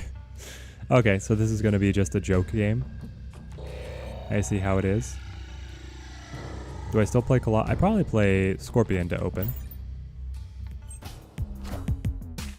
I could. I should definitely swap Lady Sif for Hellcow now. I don't know why I didn't do that. Hellcow is just 2 power better and an extra discard. Yep, you're exactly right. Okay, they're looking to set up a destruction over here. So we have to try Green Goblin on Danger Room. Chat coming in with the great ideas, just too late. They're like, what is he doing? I don't know. Let's ask him. Oh, he's done playing the deck. Luke Cage would be cool in a Hazmat deck. Man, once Luke Cage hits, I think Hazmat is actually going to be top of the meta. Oh, you're going to let me play whatever I want? For this, the final turn? Time's up. But only one card of whatever I want. Interesting. I mean, it's Odin to Mojo World then, right? And snap? Because what are you going to do? I'm ahead, and I'm playing an 8-point card. If you play something, a single card that's bigger, I still win. You could argue Sif is more predictable, but yeah, Hellcow is just too valuable. He could hit this month for sure. He's the leader of Heroes for Hire. Luke Cage. I hope, man, if Luke Cage comes in soon, I'm going to be very excited for what Hazmat can do. Because you just replace Luke Cage for either Scorpion or Black Widow in this deck, and this deck takes over the meta. Luke Cage is the leader of Heroes for Hire. Yeah, then fully expecting... So wait, is She-Hulk a member at all? Because I feel like they have to do something for She-Hulk. But then if Luke Cage is going to be coming rolling in, it feels like this is his season. All right, beautiful. We've got the Hazmat. We've got the White Tiger, the Spider-Woman. Cloning Vats. I don't know exactly what we want to utilize with Cloning Vats. I mean, it could be Colossus. He's not affected by the Hazmat, so that's why we're running him. If I don't have Mystique... no, I do not have Mystique to add to the deck, unfortunately. I totally would add her if I could. But I'm still playing budget decks. My pool 3 collection is incomplete. Nidavellir. Interesting.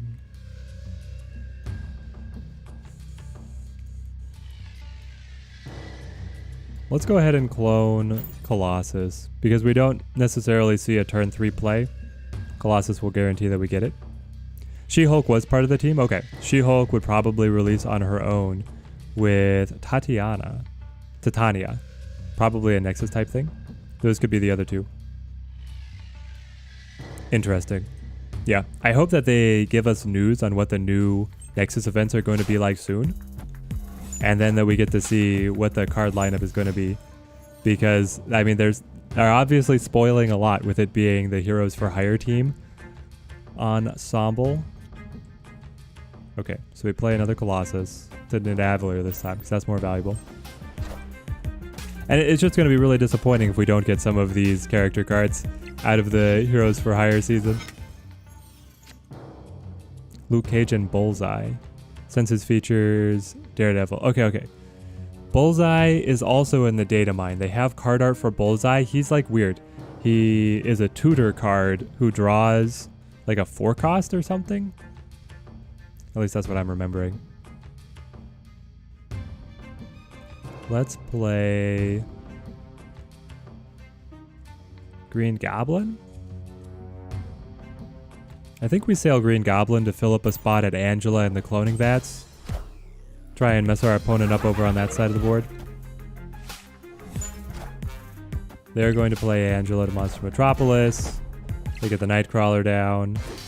I'm surprised they didn't try to play Nightcrawler over here to cloning vats, so they got another one, but they can do them. Now, this is where Hazmat is actually looking pretty good.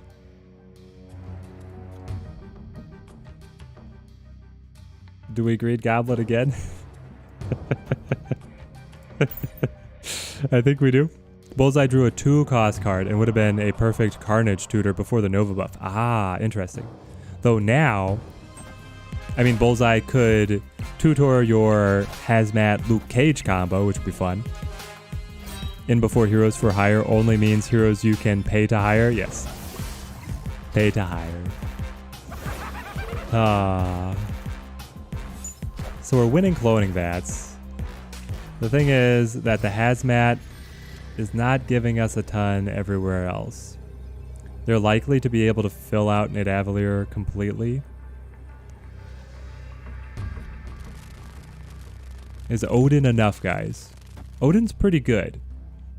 Because he'll be able to give us plus 13 to Nidavellir. And then Hazmat will trigger again, debuffing their entire board. I don't know if it's enough. It's close. We didn't get Wong, so we weren't able to go crazy. And we probably should have tried to fill in... Well, we could have traded one of our Green Goblin plays, I suppose, for something to fill up Nidavellir. I guess that's what we needed. Oh, 1 point. 1 point. Yeah, they got the bonus from the Ant-Man. That's what it was. They were able to sail the Nightcrawler over to get the bonus off the Ant-Man and then be just over. You think Bullseye will immediately get nerfed? He works in a lot of builds. You think that Bullseye is like his leaked version is too good? Interesting. I felt like he just was not that strong. Pull Hazmat right away, pull Collector right away. That is true. There are some powerful 2-drop engine cards. The thing is, they usually play in decks with some other 2-drops that kind of get in the way, but I guess whatever you draw makes the deck more consistent, and it thins your deck, so especially if you're playing Magic, you're going to see every single card that you own. Let me tell you guys, we love Space Throne. We send Green Goblin on over, and we mess him up. Sinister London. I really want to play Scorpion to get the double tap, but if he plays the Space Throne, that's not great for us. Then again, we don't really have a good counter. We don't have the Green Goblin or the Hobgoblin to send over, so maybe we just take what we can get. The Goblins are such a fine idea. Little inconsistent, but fun nonetheless. Yes, I love both of the goblins. I feel like Green Goblin might need to go up to a 4 cost because he's so safe as a 3. He would have to be for more negative power as well, but just moving him later on in the power curve, the energy curve. Ah, you're going to play Cloak? Well, I will give you a bunch of spider bites so you don't get to draw anymore. Opponent snapped. Now we play Wong. Actually, because Scorpion filled up the Space Throne, we're able to get Wong here, and then we can play stuff like Spider Woman to be able to double debuff their main stacks. Yeah, a 4 neg 4 or even a 4 neg 5 on Green Goblin. I don't know. I don't know if this is a nerf, but what if Hellcow instead discarded the top 2 cards of your deck? Interesting. I'm thinking about it.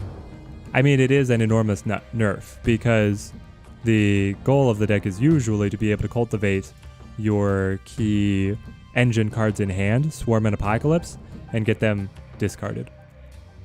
I also don't know how it would work out. Like, if you discarded Apocalypse from the top of your deck, would it come back to hand? Or would it just be discarded?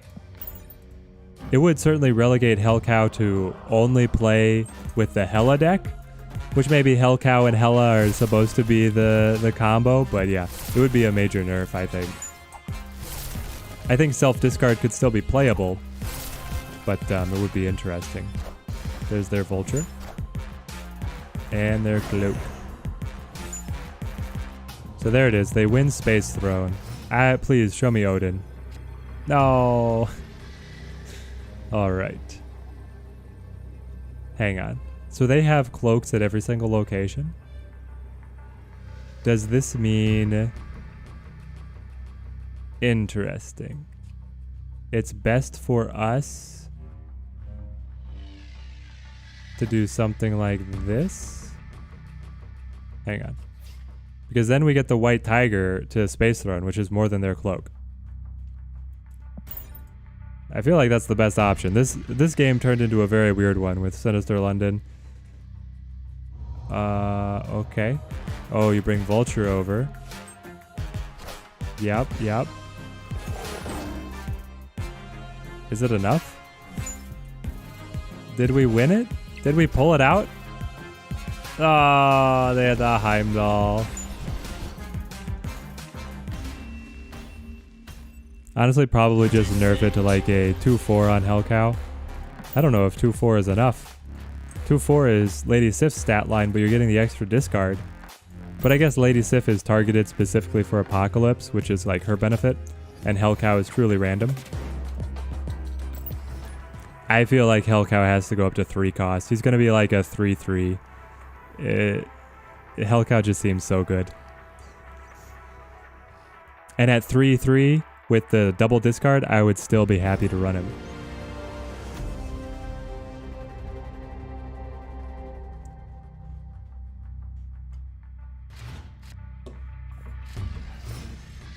Alright, we get Ebony Maw opener. And immediately draw a rock off Subterranea. Great. Hopefully if my opponent is drawing rocks, they're motivated just to play them out, and then we can debuff them with Hazmat. Well, they're playing Self-Destruction, so they're going to be okay with the rocks. Simon is saying 4-6. Ah, don't say that. Please.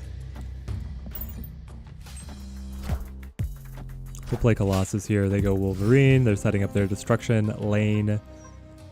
So if they're setting up a destruction lane here, we want to play Green Goblin on a separate spot. We'll sail him on over. 4-6 is solid too. Yeah, I would still play 4-6. I would really rather it was just cheaper on the energy curve, but I would still play the 4-6 version.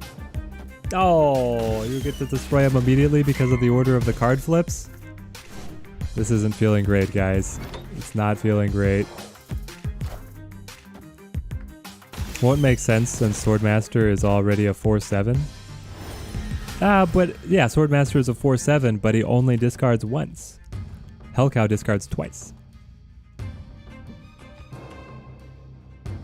Hang on. I got a leader, and they got a spectrum, and I got a deathlock. Okay. That is wild. How many cards in your hand? 4? I don't know. I'm not feeling like it's a hazmat line. Because they're... Well, if they look to destroy here, they lose Spectrum, which is going to punish them a little bit. They flip first? Nah, I'm still not going to hazmat. We'll play Scorpion.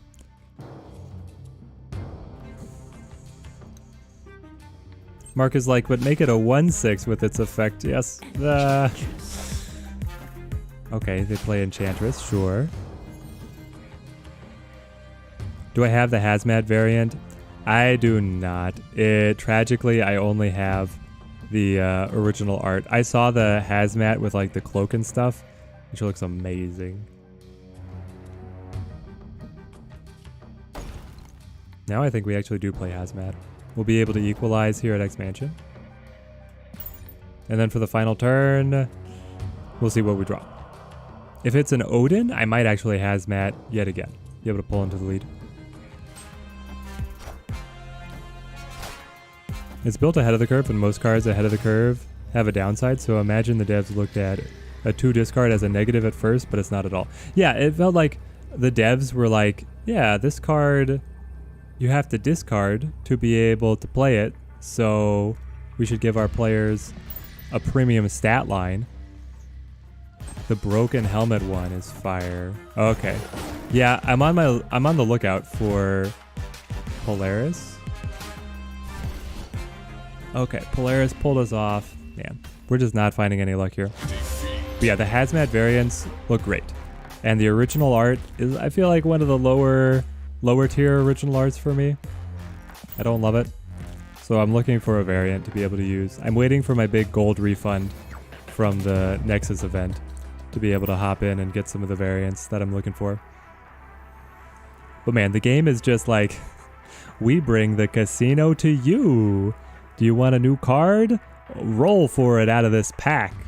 Do you want a cool skin, a variant art for one of your cards? Check the shop every day to see if we deign to sell to you, peasants. You get a new 6 randos every day. I feel like you should just be able to click on a card in your collection, check variants, and then directly buy variants. I mean, come on. You want to give them money.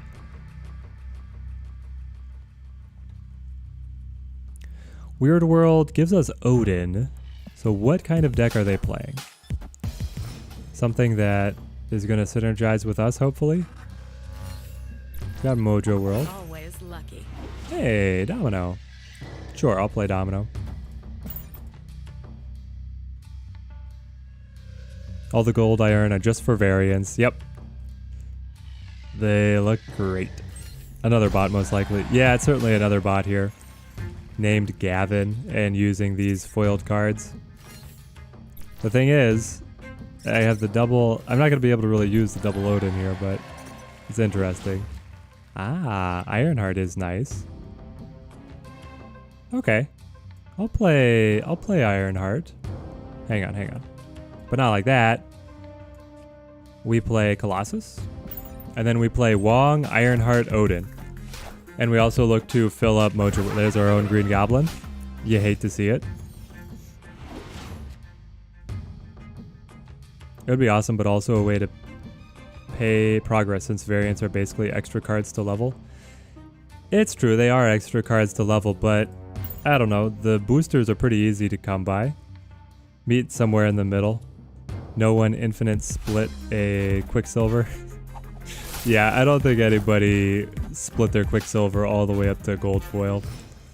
And there's our Spider Woman. We're just playing. We know exactly what they're going to be playing at every turn. We play Ironheart. And honestly, we play Lady Sif as well. Because we don't care what we discard.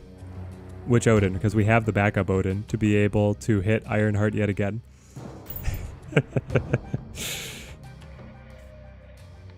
So what do you guys think? Do you guys like the gold foil or do you like the rainbow foil? I'm having a hard time deciding. I really don't like the noir cards. The black and white ones just aren't doing it for me. I probably like the rainbow foil the best, but the gold for some of the cards does look great. Now we play Odin. This takes us up to 16 at this location. Oh, but Jess Jones is going to go up to +2. Ironheart, you have to hit 1. Please, oh please.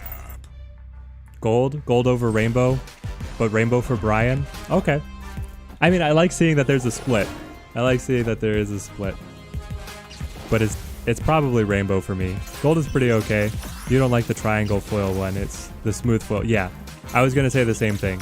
I like smooth foil, like this, much better than the triangle or the rough. I don't know what exactly they call it. But the rough foil here, I don't like this one. I guess it's hex. Hex foil I don't like. Smooth foil I do. And there's a beautiful win. You upgrade your cards to infinite and then don't split. They're just all the blue borders. I like that. I mean, I would split them, but I would just play the blue borders. That's what I did with my Agent 13, because I like seeing the random card they created at the infinite level, and I didn't necessarily want to see it at the foil level. So I had just play Agent 13 at the infinite, no split.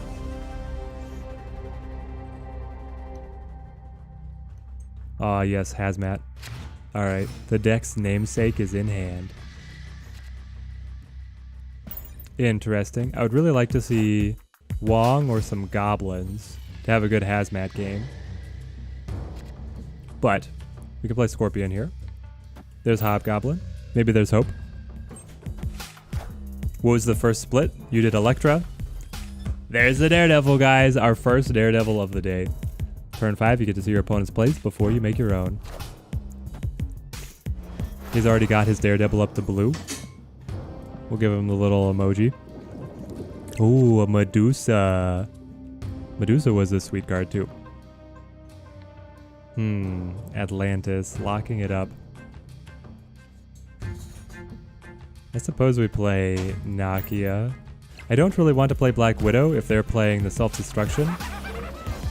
Sure, there's the Green Goblin. So Green Goblin is fine if we draw Odin, because we can send the Green Goblin back over to their side. Ooh. So they have to destroy Nova now? Well, they could still destroy it with Killmonger, right? Let's play... I kind of want to play... Part of me wants to do Spider-Woman here. Even though it's only hitting Nova, it's still +6 to Kiln. Daredevil effect is cool. The screen turns red. What's my favorite variant, gang? What is my favorite variant? I really like the symbiote variants of cards. So like the Venom as so-and-so stuff. I think that stuff looks great. The Cyclops Optic Blast. I just recently saw that one. It is so good. Because we're not able to decrease the power of Colossus, he is able to hold us off there. Well, I'll let you see that Hobgoblin's coming on over, but I don't know if you're going to be able to do anything about it. So they get to see that we're doing that. They get this little effect. And now they get to choose their turn. The Emma Invisible Woman for the same artist, I think. Ah, cool. There's a lot of variant art that's just really good. I've seen some epic stuff. There's like a Odin on a horse. It's like a cavalry with his spear. It looks great. You're gonna go Warpath? My guy, you saw that Hobgoblin was coming over and you decided to play Warpath? Okay, I mean, you do you. So now we Odin here to be able to send Green Goblin back over to their side of Atlantis. And I think that might be enough to win. The Ghost Rider Quinjet. The Ghost Rider Quinjet is one of the most metal cards I've ever seen.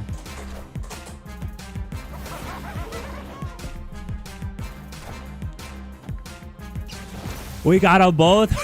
Yeah. Oh, man. Because they flipped first, we send them both back at him. I should have snapped, guys. Thumbs up. Oh, no. Victory. Yeah, you're looking a little cluttered over there, my friend. That's amazing.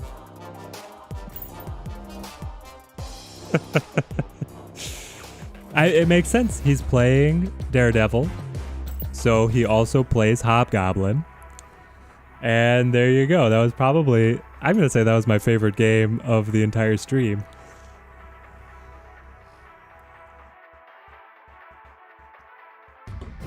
Just such luck. Odin kicks out the goblins. They go running. They go running, screaming away. Nakia, Wong, Spider-Woman. So we can start setting up the Wong something sandwich. We just have to figure out. It could be Spider-Woman. Could be something else. Of the variants I own, I think I like your black and white Mantis. But I did pull in Nexus. Oh, wait. That's like the one with... It's like black, white, and green, right? That one looks good. It looks really good. Oh no, you always pull the pixel art. Yeah, the pixel art is a little off to me. Like, it's cool that they do it. I understand it's for some people, but it's not for me. Savage Land gives us the Raptors. I'll play... Ooh. Here's the thing. Nakia debuffs Green Goblin, and Starlight Citadel is going to cause Nidavellir to move somewhere else. So let's play Green Goblin right here. They're going to eat up their Raptors. They might regret that if Nidavellir moves to Savage Land. You like the Chibis? The Chibis have some great ones. The Chibis are a little hit and miss for me, but some of them, like the baby Morbius sucking on the bottle, is like prime, and the ones where they're doing funny things are my favorite. Let's play Wong. I mean, it's looking like a Wong White Tiger kind of game. Much as I love anime, I don't like the anime variants either, to be honest. Interesting. The anime variants. I'm not sure how many of those that I've really seen are like one... A specific variant isn't coming to mind when you say the anime variants. Alright, now we switch. Nidavellir is on left. Interesting. Wait, what? Did the game just break? No! Oh, man. It couldn't handle the Wong effect? Is it getting me back in? Okay, everything is grayed out, but the music is still going. That's a weird one. I've never seen this one, guys. Actually, no, I have heard of this bug. It's like it, anytime Nidavellir is like very bugged. I believe if you Scarlet Witch to Nidavellir, it crashes the game. And so then, I guess if it moves, Nidavellir does the same thing. The very cartoonish Wolfsbane. Oh, yes, yes. I do know what you're talking about. And now that you say it, I agree. I don't like those variants either.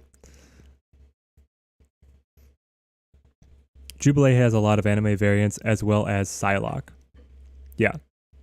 Yeah, I'm less a fan of those. They need to fix Nidavellir. Always crashes when you change Nidavellir's location. Scarlet Witch, Storm, Rhino. Yep. Yeah, that must be the bug. And I didn't try and cause it. We just had Atalan, the one that rotates the locations. I was actually feeling good about that game because we had Wong on board. We had White Tiger in hand to be able to go and start just bouncing the Spirit Tigers all over the place. Can I reconnect to this game? It says I can reconnect to this game. I don't know. This might be an immediate retreat. But it's also up against the bot, right? So I don't know if it times out on you or if it will like freeze your game. Catch us up on the changes.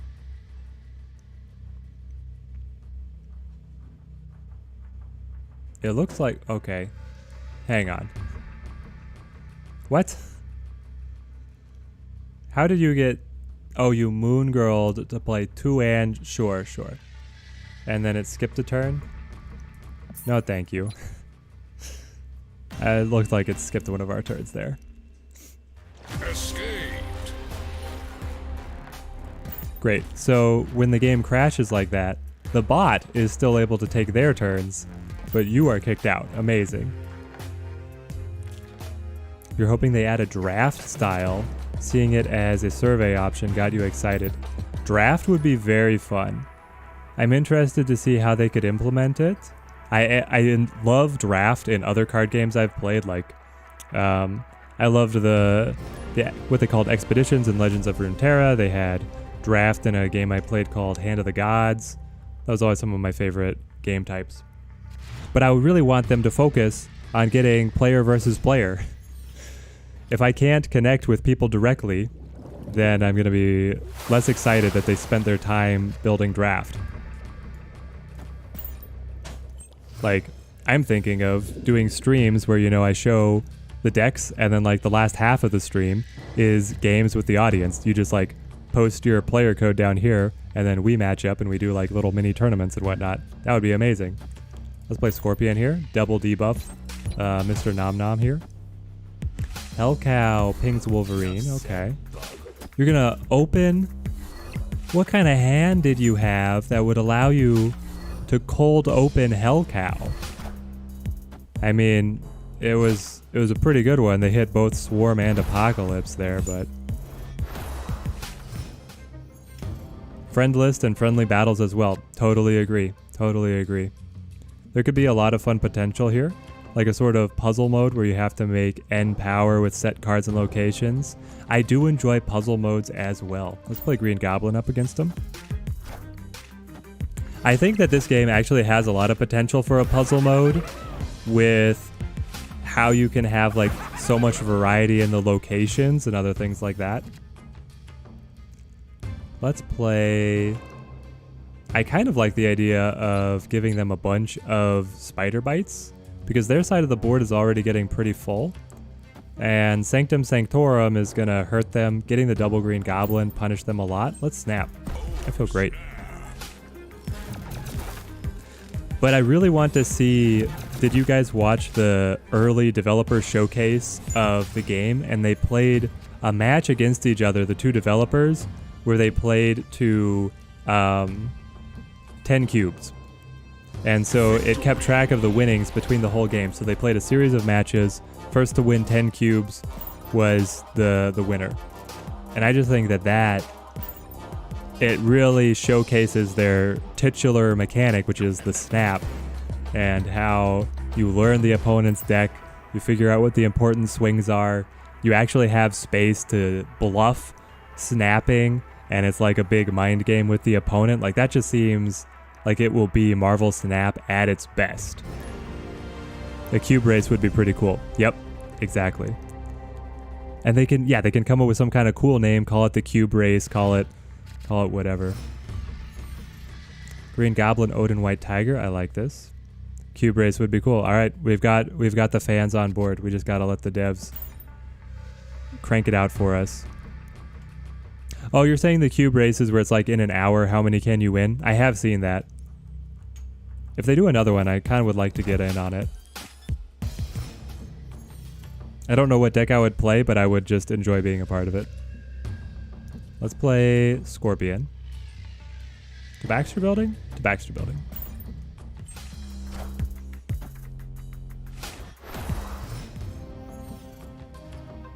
Search for the Cosmic Cube could be the title. Yeah, they've got a ton of potential. Let's throw Green Goblin on back toward them. Then we could play... Do we play Hazmat Black Widow combo? Quest for the Cosmic Cube? There it is. The 10th cube is the cosmic one. Yeah, they could have a ton of interesting game modes. And like... They could have a flash thing. You know, they have hot location. What if they had an event that was like, you know, cube race starts on the hour, every hour, running for the weekend, you know? And they have a little leaderboard for who's winning the most. It would be really cool. Let's play Spider-Woman to Baxter Building. I like the idea of Spider-Woman, White Tiger, and then Odin, because it basically guarantees we win Baxter Building, which gives us the +3 advantage over our opponents. And then it also will give us 2 Spirit Tigers bounced out somewhere else, which is a pretty meaningful stat line. And because we set up the Green Goblin as the extra target for Spider-Woman, it all comes together. Unless they turn off Baxter Building. The Destroyer. Yeah, I'm not playing that. Opponent snapped. What's good? We could play Hazmat. It hits 2 of ours and then 5 of theirs. I mean, White Tiger just feels way better. We'll get the bounce across. Oh, you're gonna play Cosmo? Okay. Be like that.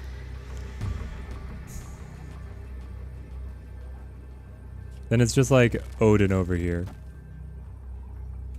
And we got nothing else. We gotta hope.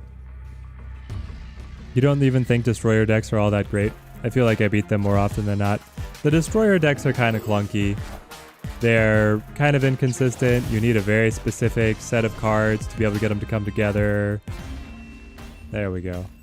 Yeah, the bot, the cheater bot throwing Cosmo down when we were lining up our whole play. But hey, we still were able to win. We played a little bit of Destroyer at the beginning of the stream, and it didn't do that well. So I mean, it's interesting. It has some control pieces which are decent, but yeah, it's not the best. Never even heard about White Tiger until the Ultimate Spider-Man cartoon, and then you loved her since then? Nice, nice. Well, she's good in this game. Being able to bounce out the Spirit Tigers. They have such unlimited potential of cards to make with how big the Marvel roster is. Kiln. I'll go ahead and play Ebony Maw. The opponent can try and top me if they like in the first 4 turns.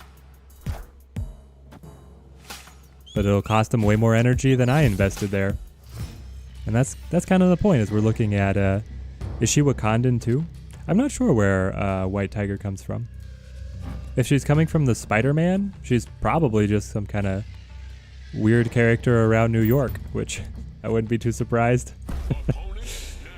Ah, you're going to snap, my friend? What do you know that I do not know? I have Nakia into Wong into White Tiger. You're going to play the Hood. Korg. Okay, so this is like a, it's a Beast Bounce deck, is what it must be, and Bar with no name. That means we can't do the White Tiger tricks. But we do play Nakia. Because White Tiger would probably just lose us Bar with no name immediately. There's the Beast. Oh, interesting. You recall the Hood to play the Hood again to get another demon. And another Bar with no name?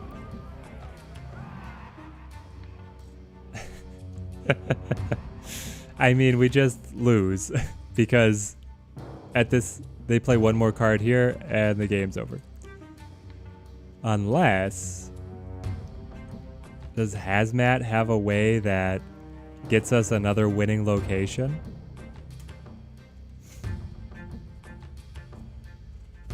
I can, well, I don't have Scarlet Witch in this deck. My deck list is up above.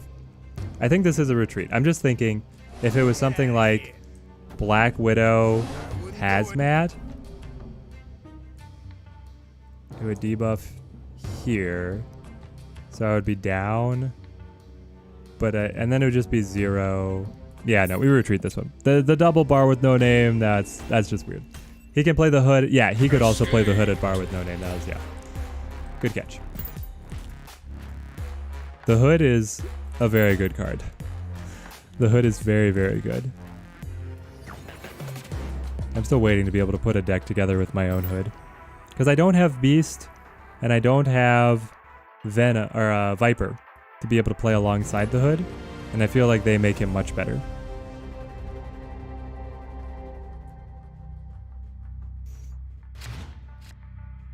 Ebony Maw, Colossus, Hobgoblin. Ooh, Mindscape. Interesting. I usually just drop Ebony Maw on turn 1. Because we would like to be able to play on turn 3, Green Goblin if we draw them, Nakia if we draw them. Have I built a Daredevil deck yet? I have not. We are designated free to play here on this account. I've only seen him in one deck against us, and we actually beat it.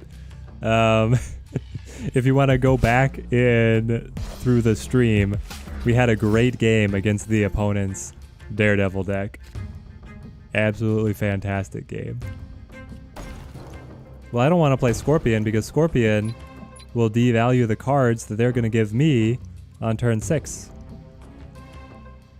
So is this the rare turn 3 pass? How long ago? Chat, do you guys remember? You can check the oh, what was it? It's like one of the earlier games with this deck list.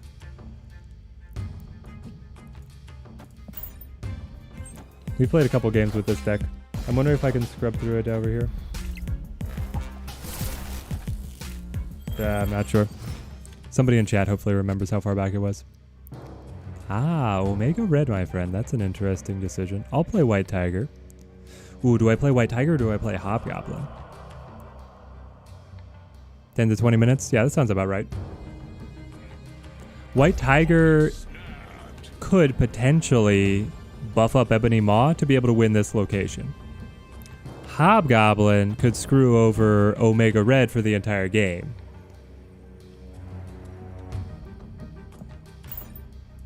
I think we go Hobgoblin here. Yes. Oh, did you play Iron Man to that -2 location? This is why the goblins are so much fun. Now, it's Claw.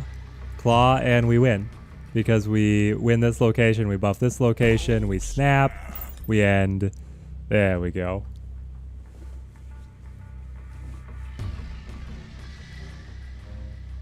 Are they going to play it? They're looking at our hand. I'm trying to remember what was in my hand. Yeah, they retreat. Victory. That Hobgoblin was the winning play.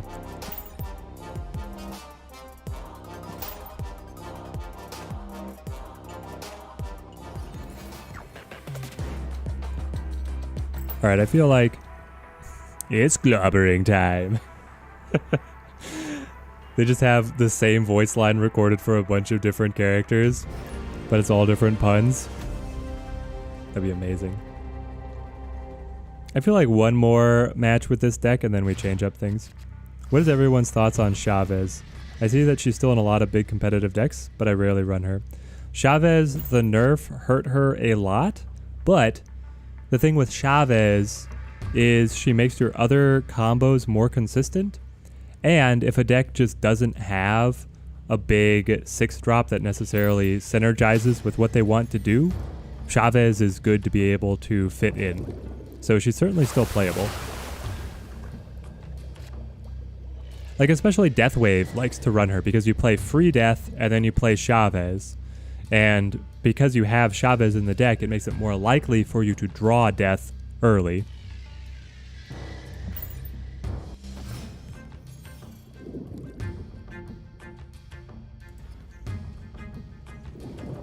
Lemuria, Atlantis, we have all the underwater stuff. But then Strange Academy is going to kick stuff out.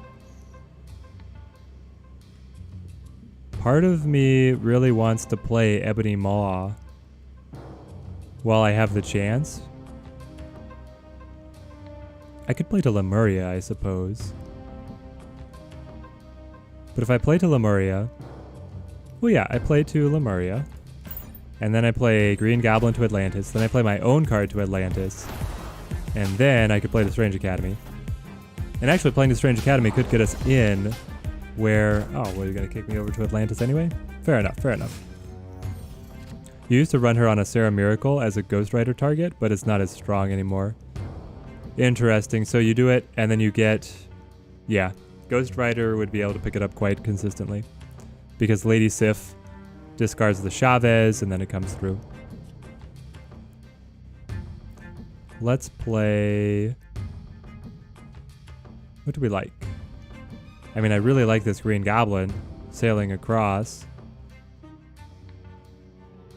But I'd probably send it to Strange Academy, just on the chance that it clogs up Atlantis for him.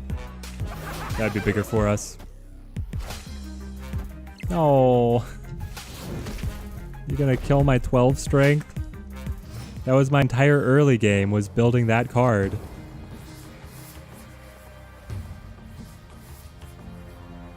I don't know, guys. We don't have a great lineup here. Hazmat is not going to do enough, are they? Because we could do something like Hazmat on the middle and then Nakia over here just to get the buff. And then we get to debuff everybody on their side. They flip first. Any cards they play this turn also get hit by the Hazmat. It's either that or White Tiger, but I guess we can try. Strong Guy nerf hurt that deck a lot as well. Yeah, Sarah lost like a full step with the Strong Guy nerf. Just a lot of the balance changes in patch 2 hurt them. Oh, you went for Professor X? Are we winning this, guys? This is crazy. Oh, snap. I feel pretty good. Pretty good indeed. Yeah. It just throws in Professor X just like that, which is going to then take away the Atlantis buff to himself. I don't think he thought that one all the way through. Odin Tiger would have been good as well. Oh, man. What would you think the most consistent pool 1 to 2 decks are now? I think it's probably still Discard, maybe Blue Marvel, Dino Collector. I think it's actually Dino Collector. I think that Kazoo got hit hard enough that Dino Collector is the one who picks it up. You know what? Let's play some Mr. Negative. Let's see. What Mr. Negative variant are we running? We're running our on reveal Mr. Negative.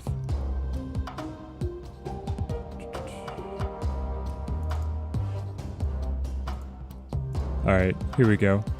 This is what we're running. So our goal is obviously to be able to play Mr. Negative, but then we also have Wong plus all these powerful on reveal effects.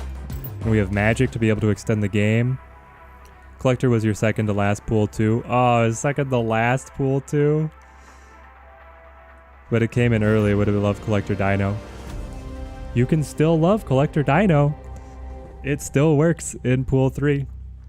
Jeff Hooglin would say the Professor X 99% of the time when he played a player in the game will get tilted. One of them will. One of the players always gets tilted as soon as Professor X hits the board. Let's play Sunspot. I mean, this is like the best draw Mr. Negative could ever see. Turn 1 buffed Sunspot into turn 2 Psylocke into turn 3 Mr. Negative with a Magic Kicker. I mean, that's the kind of opening hand you snap at. Jotunheim. We'll play Psylocke onto the mystery location. Line up Mr. Negative, play Wong, and then just carry from there. With Daredevil, I think we'll see more Professor X popping up for sure. I think so too, and I'm a little worried because it's going to be the golden days of the control decks. Let's play Mr. Negative. And then we'll play Wong, also to Mr. Negative's location. We can play Magic to Jotunheim if we feel like we need more time. But right now we're ahead, and we've had perfect card draw, so I'm feeling pretty good. Now if only we can draw the inverted Iron Man. The Mark 42 Iron Man, or whatever suit people are calling is like the super suit. What is the strongest Iron Man suit, according to the Marvel lore.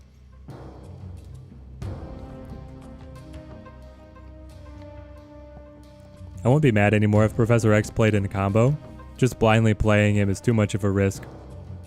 That's fair. Maybe seeing him when you know that your opponent went ahead and set up with Daredevil to be prepared to bring him down.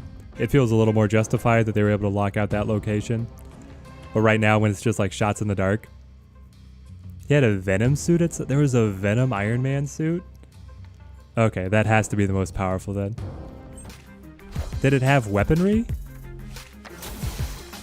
I mean, that sounds insane. It'll be one of those things where you see if Daredevil and you expect Professor X. The Hulkbuster suit is also like Omega level, right? We got the Iron Man.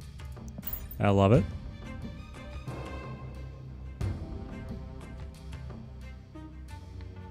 Yeah, I feel like Daredevil is going to start to just let people be ready for a Professor X play. Also maybe a Spider-Man. Just like, yeah, you see Invisible Woman and you know you're up against a Hela deck. Do we care about magic here, guys, or do we feel like we're at the advantage? I feel like we're at the advantage because we got the best card with the Iron Man. We play Iron Man over here to Shadowland to be able to win that location. We play Iron Heart to Wong. And then we need something else as a poker into Jotunheim to be able to get all the buffs. But we could also play Magic and just keep on drawing these great cards. And Magic at 5/5 is a pretty good stat line. Our opponent just deciding to rope us this whole game. I have played it. We've played him earlier today, so maybe he feels there's a grudge. I don't even remember what kind of deck he was playing, though. And he does nothing for turn 4. Interesting.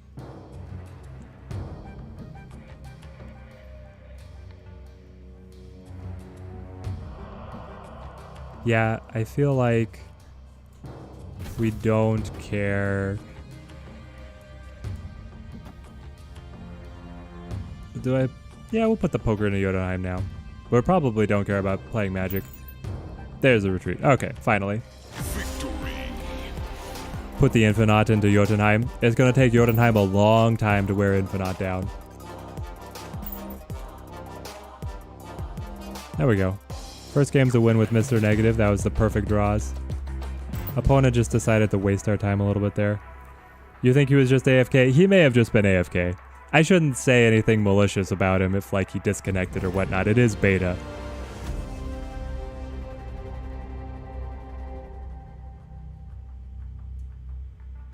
Godbuster armor is debatably the strongest in the comics. Okay. Yeah, I know that Iron Man has some like insane stuff. But the Mr. Negative inverting the Iron Man just puts him in the Godbuster armor. They play Hood. There's a couple different deck archetypes that might run the Hood, so we don't know exactly what we're up against yet. We're hoping for something as an early tempo play here, but we might not get it. There's Elysium. Okay, we got it. We hit and we hit big. So we play Mr. Negative here. Then, what do we like? We could go Angela plus Wong. We could also wait and let Wong hit White Tiger. We can still draw into Nakia, Wolfsbane. Wong plus Psylocke is actually very interesting. Ah, they're playing a Self-Destruction Deadpool deck. You don't see this very often.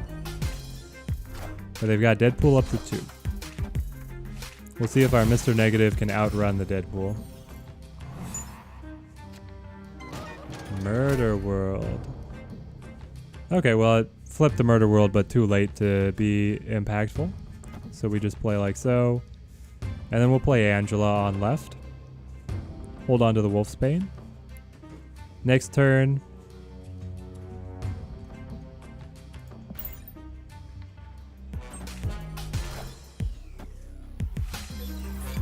Deadpool Death. Yeah, they probably have Death to come in here.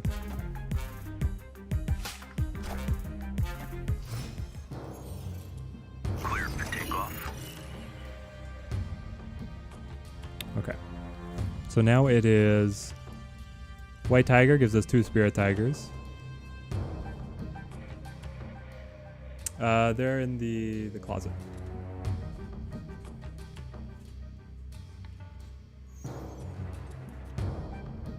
Oh, but it's turn 5. I have to play here. Okay, I'll play Sunspot. There's death. That's a very early death. On turn 5, they were able to afford to play death. Since I don't have death, what do you replace her with? I might run a build like this today. If you have Deadpool, you can hitch your wagon to the Deadpool, and you run like Hulkbuster and Ironheart, Forge, things to be able to buff the Deadpool.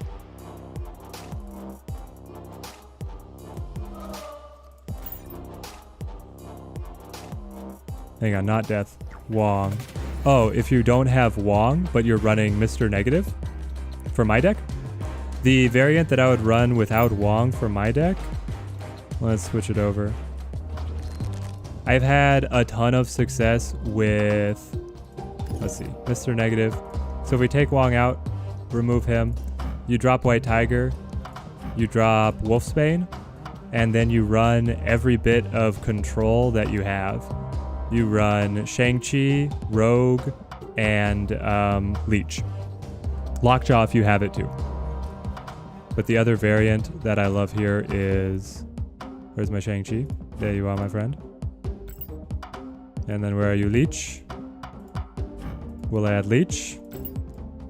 And then I have Rogue, which is also like a deep pool 3 card, right? So any of these cards that you don't have, you can substitute with the on-reveal versions. There she is. But this is like heavy, heavy control. And it's pretty amazing too. Let's try this one.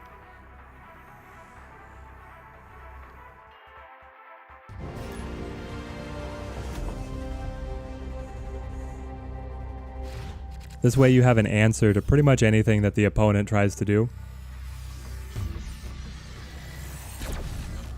Oh, I should have snapped the deck list. Actually, let's see. I might have the old deck list up. Browse. Where are you? Mr. Negative. Done. There you go. Updated deck list for you.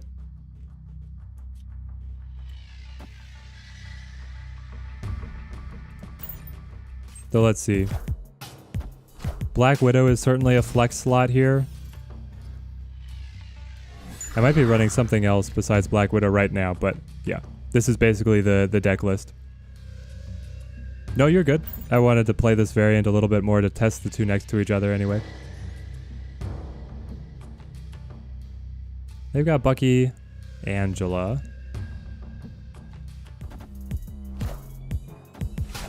There's the Hood again. We've seen... Is the Hood the most popular card we've seen played against us, guys? I feel like it is. Let's play Nakia. Nakia and buff everyone. If we don't get Mr. Negative, our path to victory is being able to play Iron Man to Cloning Vats and get the extra turn. Oh, they're just going to play Demons. Well, none of their cards are quite big enough to get hit by Shang-Chi.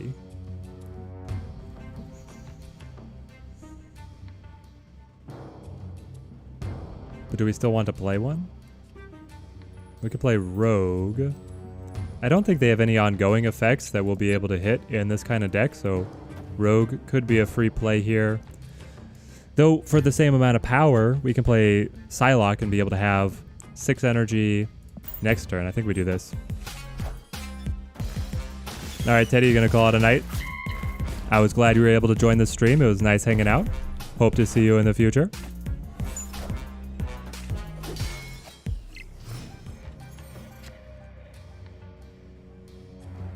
The 6 energy did not really help us that much.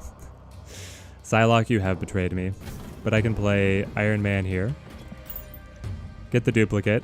Play Magic behind. And then finish with like an Iron Man over to Tinkerer's Workshop, something like this. Moon Girl. Why are you playing Moon Girl? I mean, I understand if Moon Girl was hitting the demon to be able to go up, but you didn't really have that. There's death. You just want to play multiple death? I'm okay with this because I have Shang-Chi. I'll just kill him. So you have 9 strength here.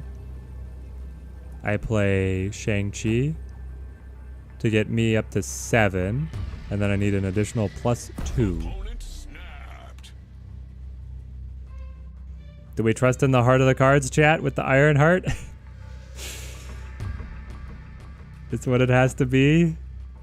And yeah, they duplicated death. So this one we knew we weren't going to stop.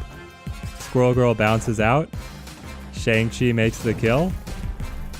Shang-Chi kills death, as we all know is canonically possible. No. It was still pretty good. Pretty close game. We needed both of these buffs to hit like the Raptors or something out of Ironheart, and we would have won. I think it was worth waiting rather than just retreating. But there we go. I'm surprised they would duplicate death. Well, there's death wave, right? But they didn't draw wave. And they got death down to 6 cost. So they were able to play it twice. And they were hoping to draw wave to potentially make multiple free plays. There's the cloning vats. Will we clone Sunspot? I feel like cloning Sunspot is almost a guaranteed win. Right, guys? It just becomes so efficient on your final couple turns to dump all the energy into these guys. Let's snap. We should be able to abuse this to a win.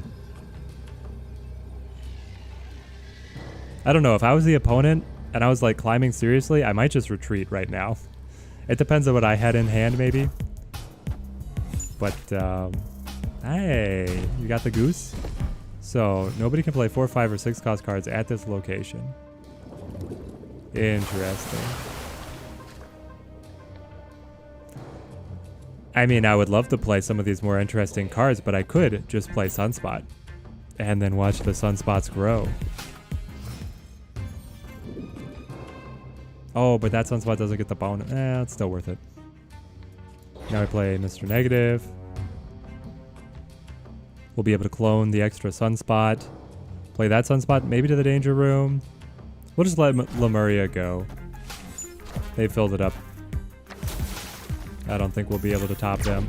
Oh, you killed Mr. Negative. There's the Ebony Maw. And a Green Goblin for good measure, wow.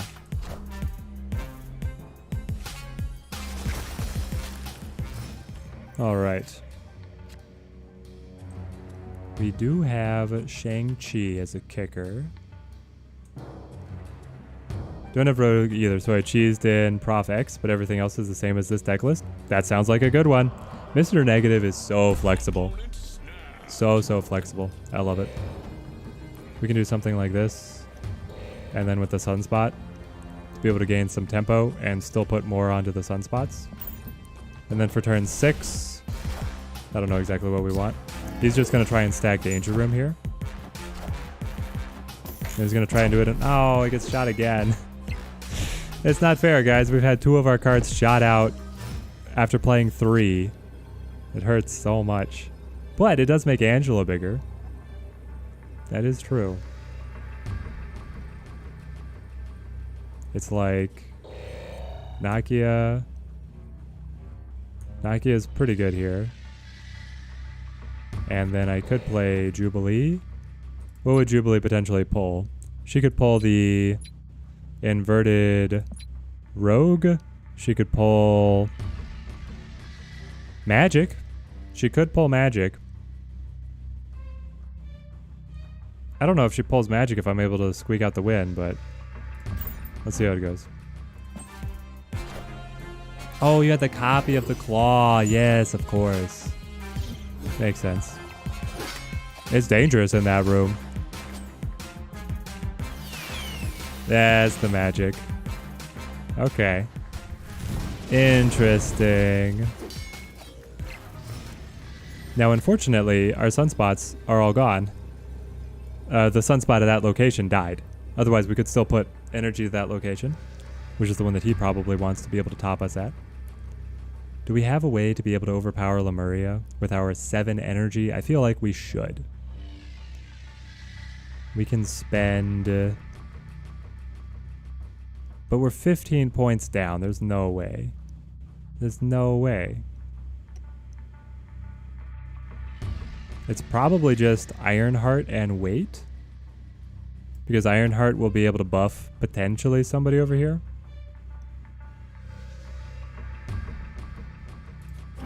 Yeah, we'll just end like so.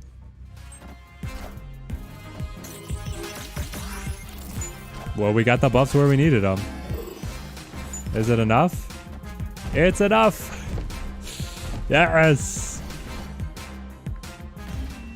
Man. Victory. We beat the triple claw. I've never seen this many claws. That's amazing. Alright, there it is, guys. So, what were we able to accomplish this stream? We climbed up only to rank 71.